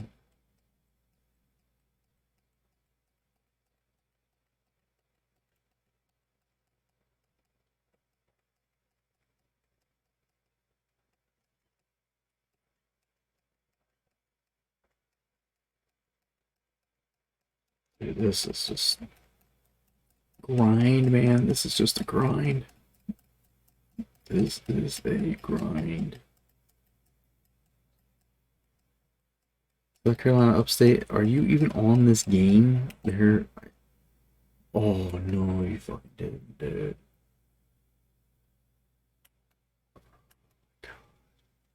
Why'd you do this to me?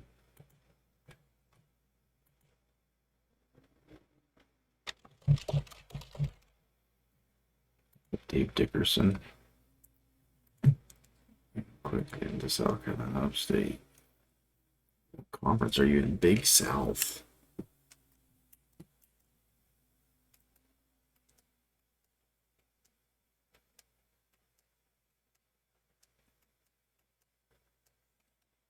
Well, in real life, they're in the Big South, but not in this time frame.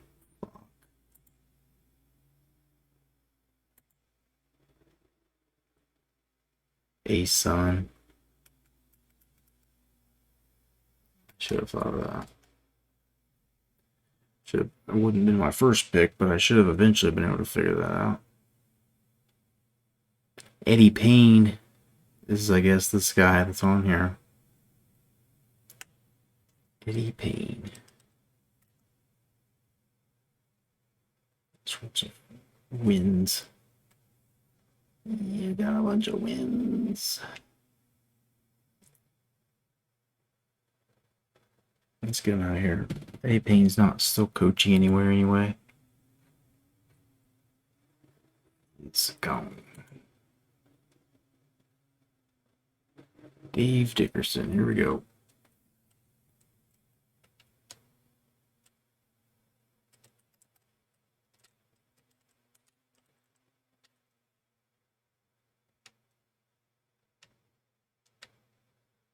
Just all the fucking windows that pop up and all the shit. There's no real way to do this fast.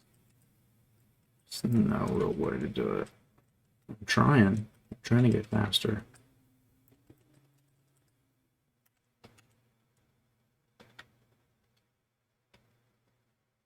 Dave Dickerson, how old are you, sir? You're 52? Sounds great. Is that right, though? He was born in 67, so he would be 52 in 2019.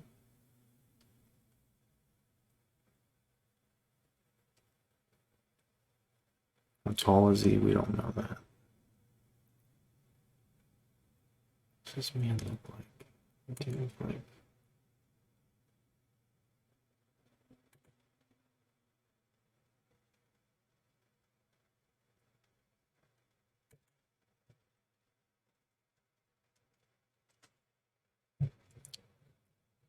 I know Dave Dickerson spent 7 seasons on the coaching staff for Thad Matta at Ohio State from 2010 to 2016, serving as associate head coach for the last 6.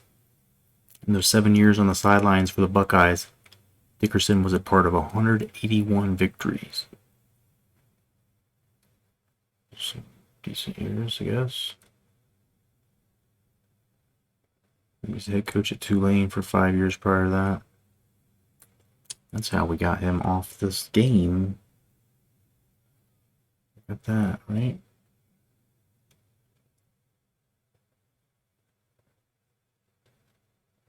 Played forward at Maryland from 86 to 89. So let's look that up. Doesn't even show what? How does it not show his career?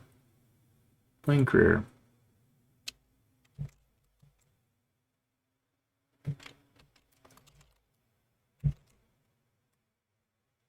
Dave Dickerson. Did he play as a different name or something? There it is. 6'6". Alright, he's a tall boy.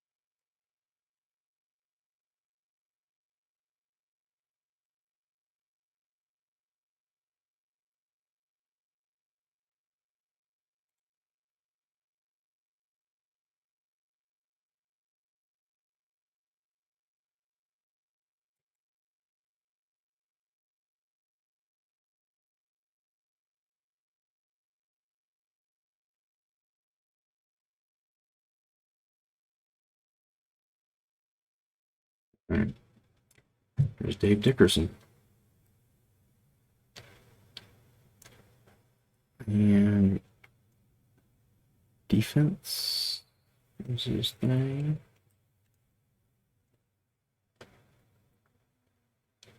No second one. Box.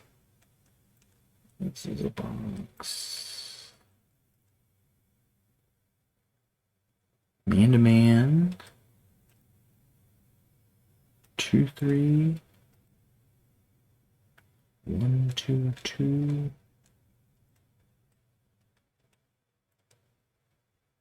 Full court.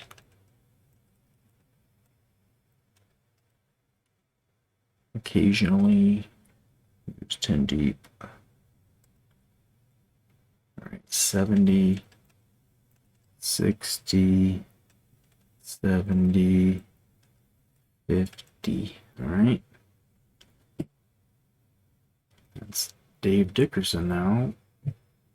South Carolina Upstate. I need to get these other coaches.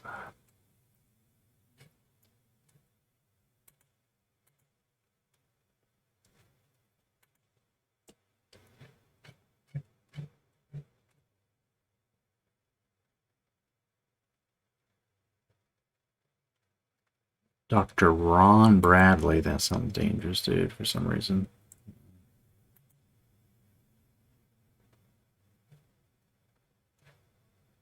Dr. Ron Bradley.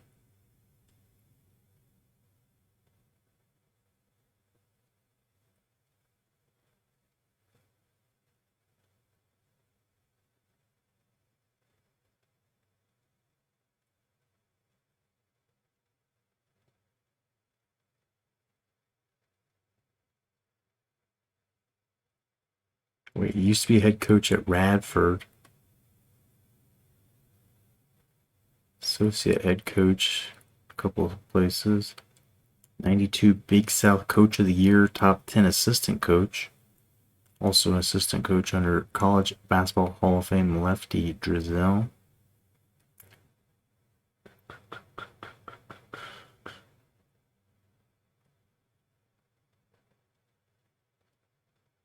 We got Radford to the NCAA tournament one year. This doesn't really matter, I don't care.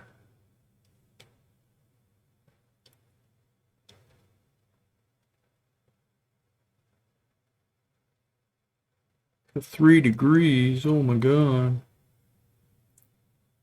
Fellowship of Christian Athletes, what a guy, what a guy. I just want to see a fucking, give me a date when you graduated high school or something.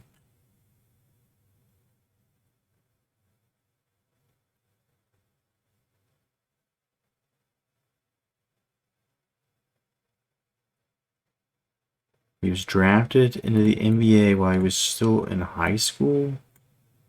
It's just a typo. I think this is supposed to be 72. He's 18 and 72.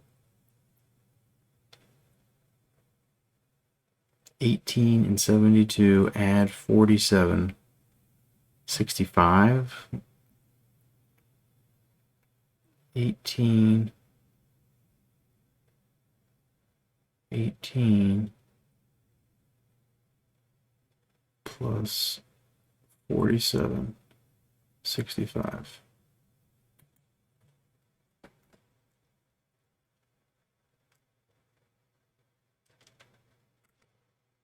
Wait, this guy's already 65 looking.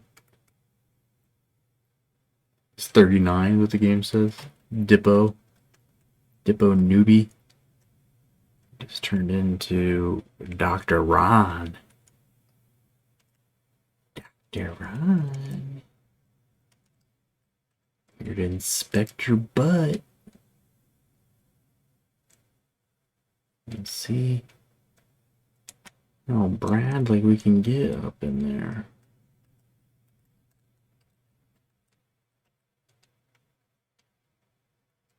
Well, Dr. Ron will be in to see you in a second. Do you need anything? Cyanide capsules or...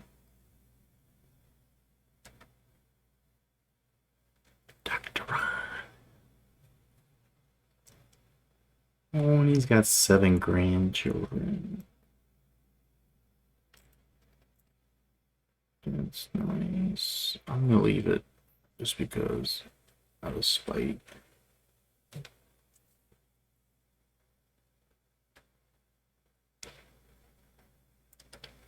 Got a winner there with Dr. Ron.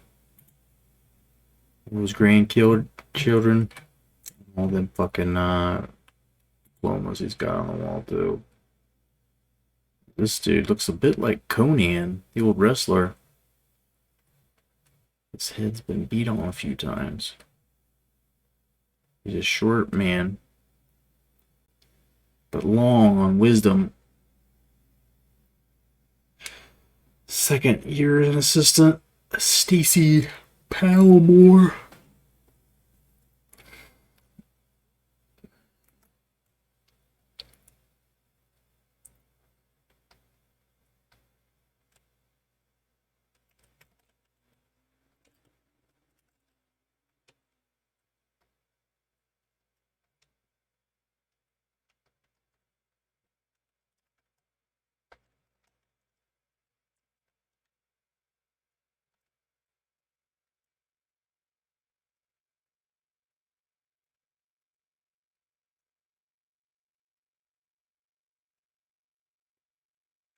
How old is this fella?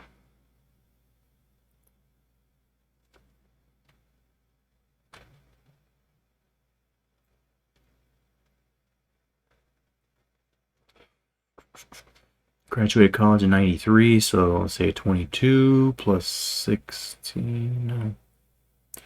22 plus 26. 48.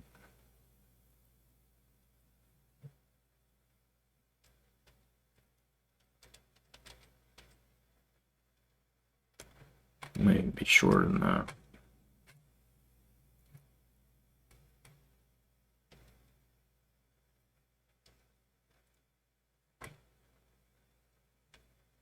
Just let me go. I think that's good. That will do.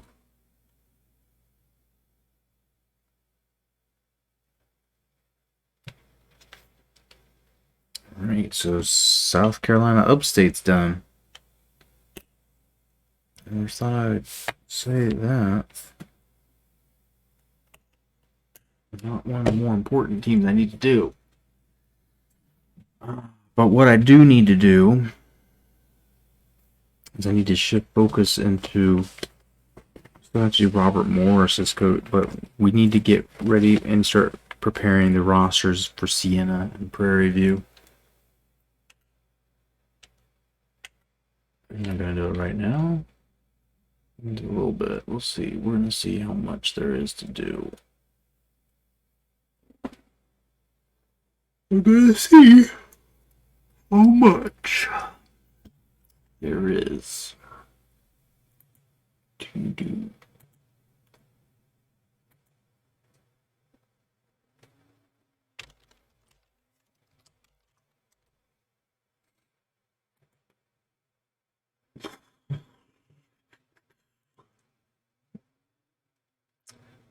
Right. Saved it.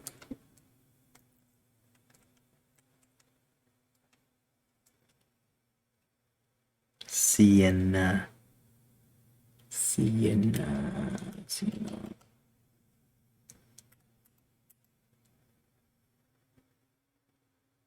Yep. Those rosters are untouched. I have to do all of it.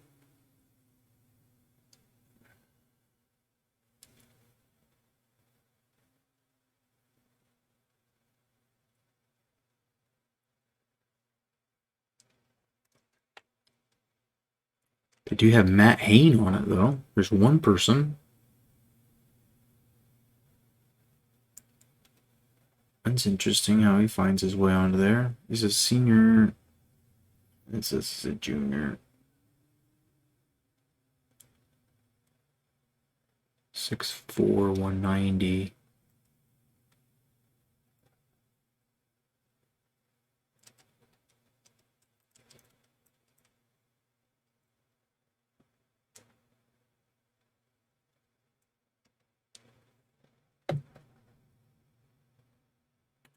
If he was one of their star players, I would have spent some time editing him. But Jalen Pickett, Elijah Burns, Manny Camper, Donald Carey. This is a pretty decent team.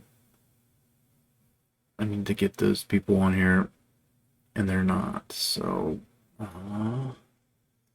let's check the other team. Prairie View. Where are you at?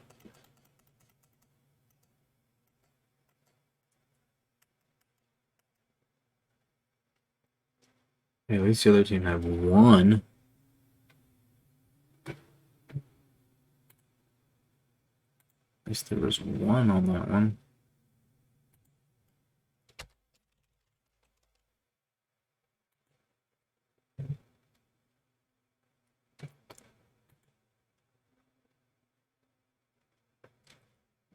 Aaron Smith's crew here. I mean, like, the numbers just don't even line up at all. 4 in real life is a senior guard, and it said 4 on here was a power forward. 23 is a senior small forward. That's not bad. 6'7".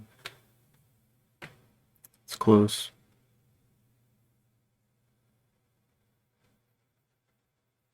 So, god damn it, dude. God damn it. I've got to get these done before our next game. So, I'm going to go to sleep. Do these tomorrow. And we will start filling them in. At least some of the big players. Let's see what they should look like. A single center on this team.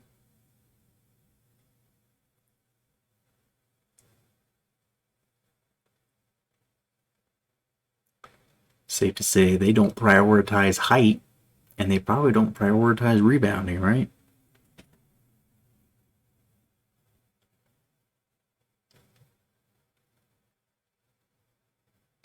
So if you prioritize rebounding, you get you some tall dudes. You get you some duds. You need some duds who can get more than 6.4 rebounds a game. I know that. Get you some duds. We all need some dudes about now. Get some dudes all over my face. So, the fun part of trying to figure out what these ratings are and everything, like, I'll just Google it, right? I'll Google and see, no, we will, have to read some, like, conference previews, find a conference preview that talks about who, the players of the conference are to watch, and based on those names, stack them up a little bit. And then just looking at the statistics here, like, I don't see anybody who's got great rebounding or great assist. So I'm not going to go in there and make a bunch of guys who are good at rebounding or assist. Pretty balanced scoring, though. So nobody has a bunch of assists, but I mean, kind of everybody has a few. And so I'll look at these pages. I still have to do Vermont. That's why they're still on here. I need to finish them. They'll be ready.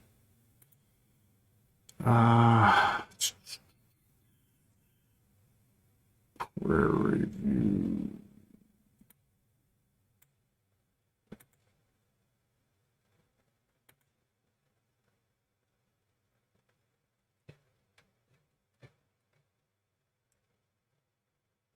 We'll use this. I mean, like, this is about as good as you can hope for when you see, like, 3-point shooting, inside shooting, free throws, in close, dunking skills, stealing, blocks, turnovers. It's nice. It maybe won't be that hard, actually, now that I see that. What's this, though? Minimum percentage. Adjusted Porpagatu. Yeah. A bunch of low numbers. Porpagatu. That's a new one. It's gotta be just a whole bunch of different things smashed together. Points, offensive, rebounds, plus assist. Something.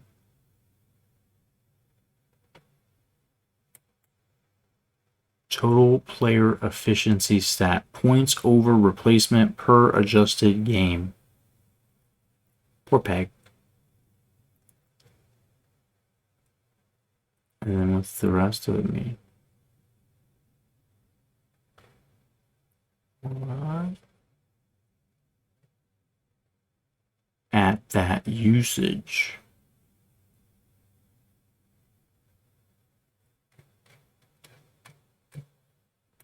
Well, that's a fucking new one for me. I'm gonna have to chill on that for a second. Oh my god. Dude. What are we getting into? What are we getting into? We'll see how quick I can do this tomorrow, but I mean, I've got the list. I've got the list of players, and then some of these guys that don't get any minutes, like you only played 2 games or so, like I'm only gonna make 14 of them, so these other guys are kind of like gone. And then I'm really only gonna just try to hone in on, like, I mean, I'll get their names and their jerseys and I'll get their positions and stuff right, but in terms of trying to make people kind of look like they're real player and also trying to I don't know, customize the stats to some extent, I'm only going to probably be taking like these top 3 boys here. Get that all stacked up. They're all seniors. That's no good. I know this guy, Fate Williams, was kind of a part of their team this year, so maybe I'll do a little bit on him too.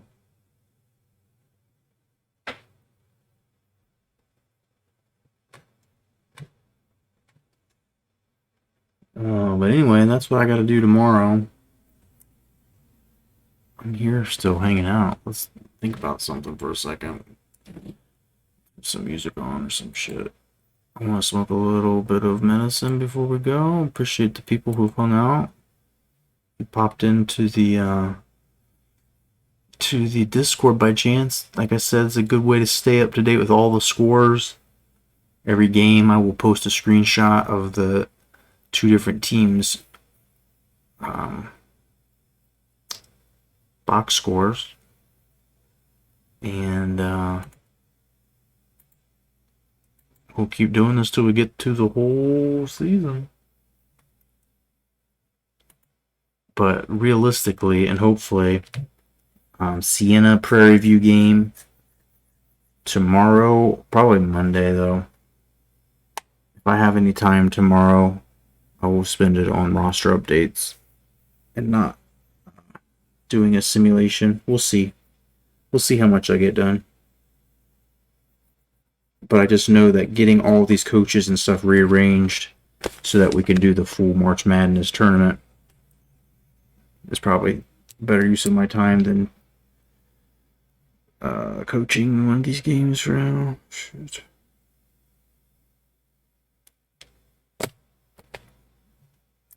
Running out of steam. Running out of steam.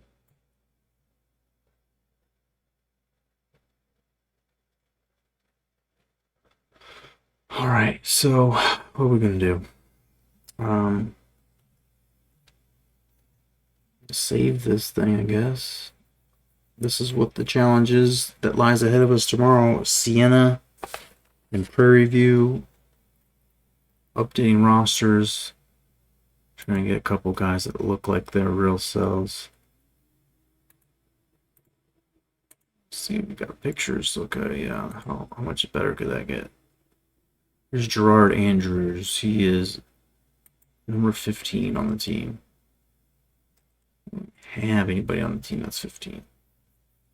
He's a 6'5" guard. Do we have anybody that's roughly a 6'5" guard? This guy.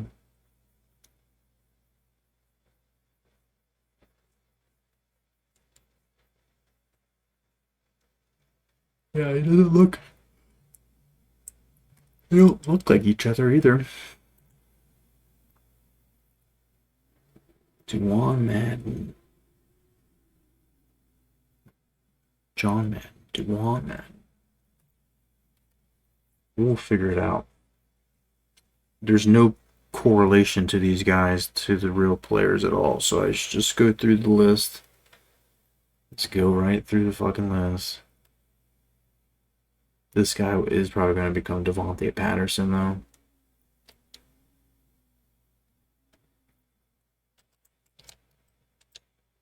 Based on what it's looking like right here.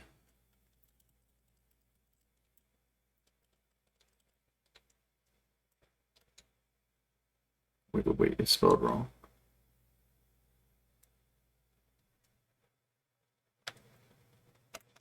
Shit, I'm not even doing the rotations and stuff like that, too. It could be a problem.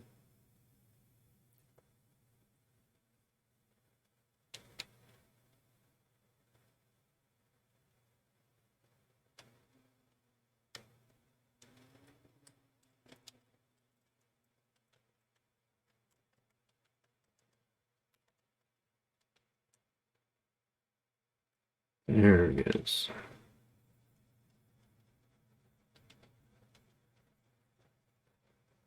I'm just gonna leave it at that, so I know it's still in progress, I guess. I just know we gotta try to get it. He's gotta try to look like that.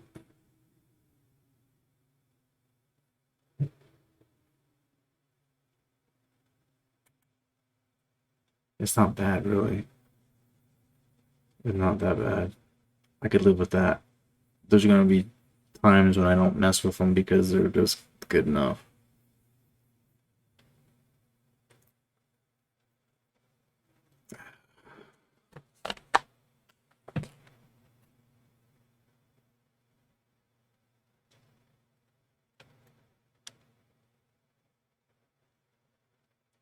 Well, I'm gonna take a real quick break, come back, and we'll finish this thing up here.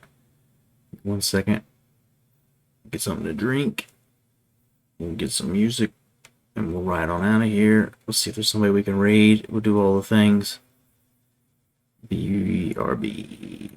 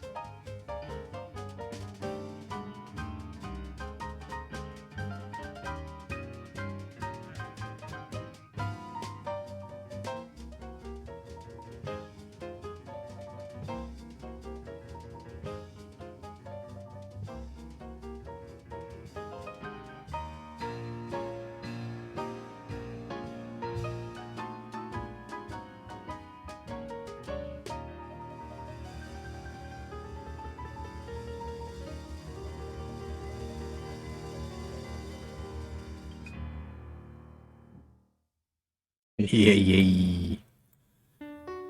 Alright, a couple more things before we go. Appreciate everybody hanging out. And new follows, Loaf of Bread. Good meeting you, man. Appreciate it. Some of our regulars in here. Always seeing our boy with Slava Ferris lurking. And SD hanging out. Phenomenal earlier. Saw Solar Chris jump in here for a minute. LF Fun Emporium. Appreciate everybody. Anybody that I might have missed. Anybody that was here and I just didn't know. Appreciate you too. And we're going to keep trying to do this. It's just a matter of time getting these rosters, and I feel like I'm getting a system a little bit. Watching the games is fun as shit. I've enjoyed that.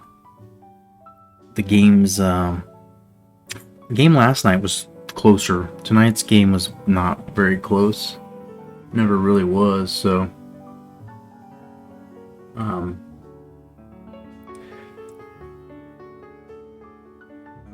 yeah, I don't know what else to say to you except I don't want to go. I don't want to leave.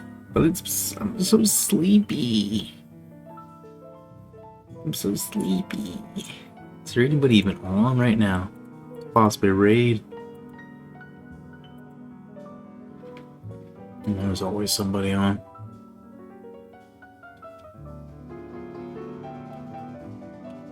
Always somebody on.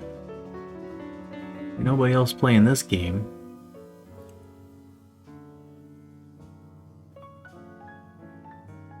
That's okay.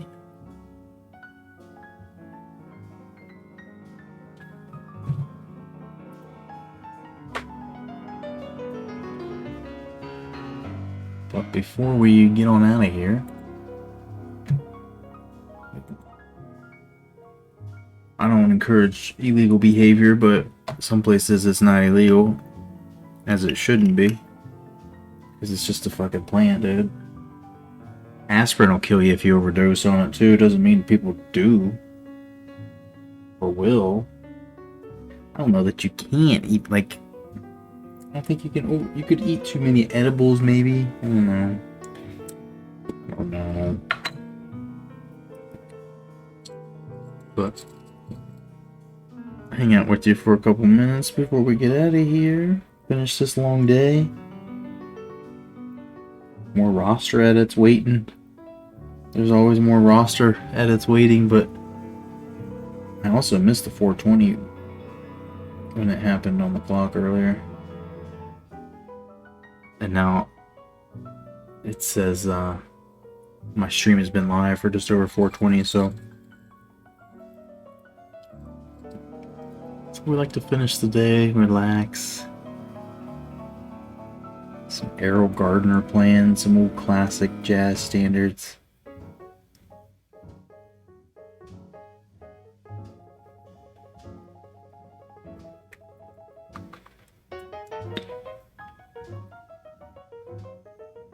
Let me know what you're thinking. If there's something that we can do better to try to make this sim succeed. Certain things about like the volume and simple stuff like which camera angle we're using. But if you've got some ideas for how I could do these roster edits maybe differently, or if there's somehow some way better version of rosters out there that I didn't know about.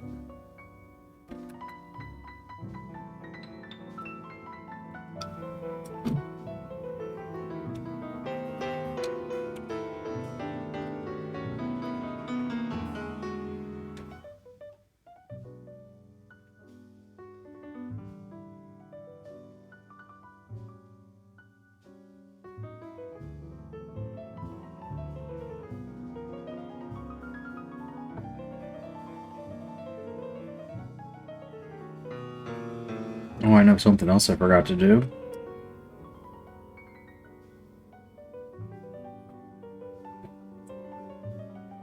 Something else we forgot to do.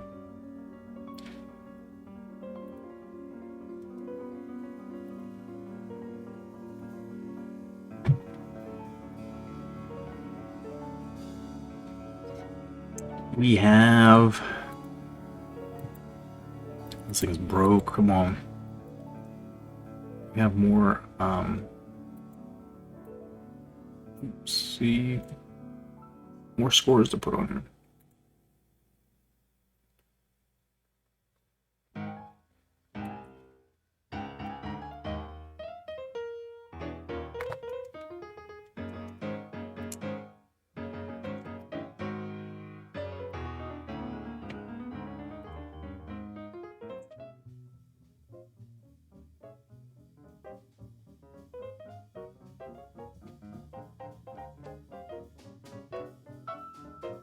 Stay closer, please.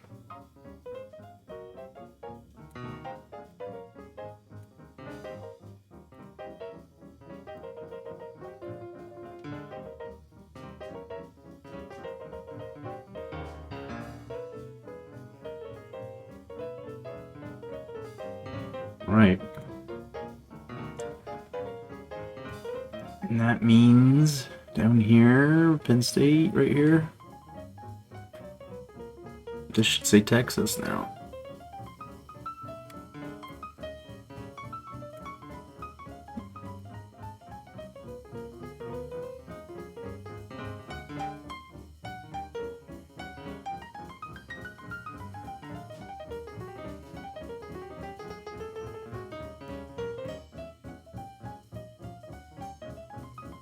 And it seemed like a fitting color for Texas. Burnt orange.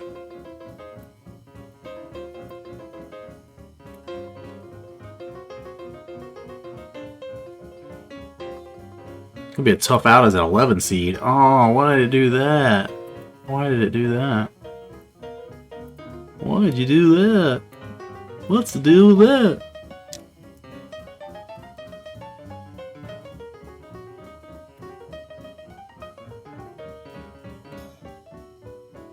Good enough.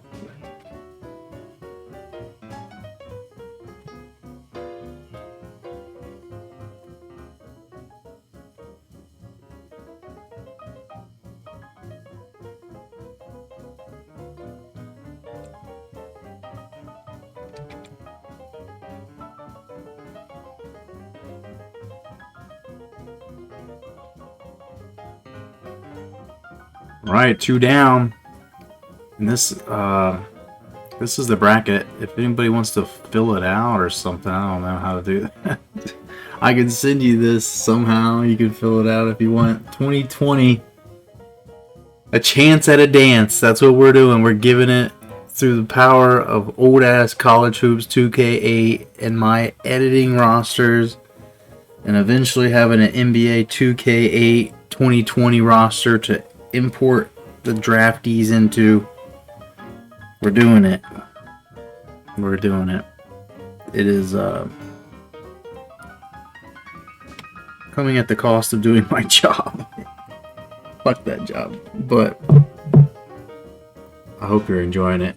I have learned more about fucking coaching in college basketball and fucking playbooks than I probably ever would have thought. But nonetheless, playing games are starting to almost finish. Of course, Robert Morris versus Kansas is going to be the play-in that we save for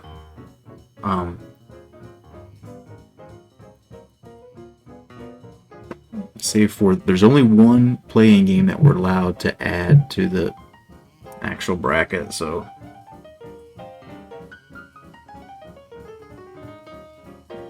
I guess you guys could decide on that. Since NC Central doesn't exist on the game, maybe we just let Robert Morris have the bye.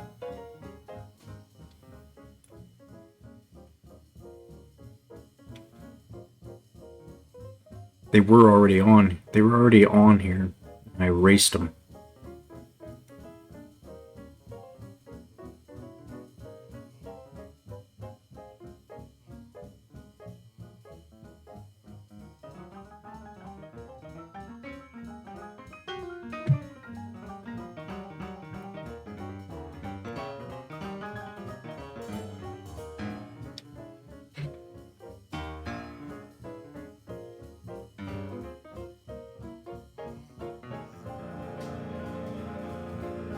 but I'm clearly brain dead at this point, and we're doing this thing. So let's just do this till the music's over, and we'll see if there's someone to raid out. Got one more song we can do. Play us on out of here, Errol. It's our boy Errol Gardner. Errol Gardner on the Tickling the Ivories.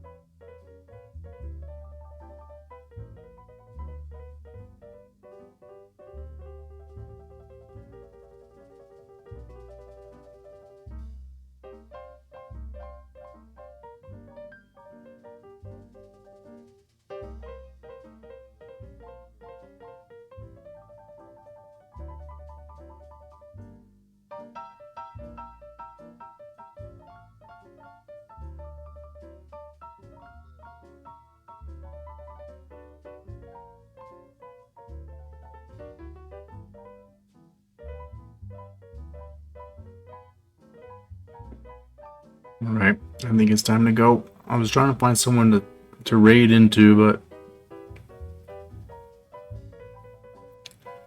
maybe out of luck. But you know I love you. We'll be doing this again very soon.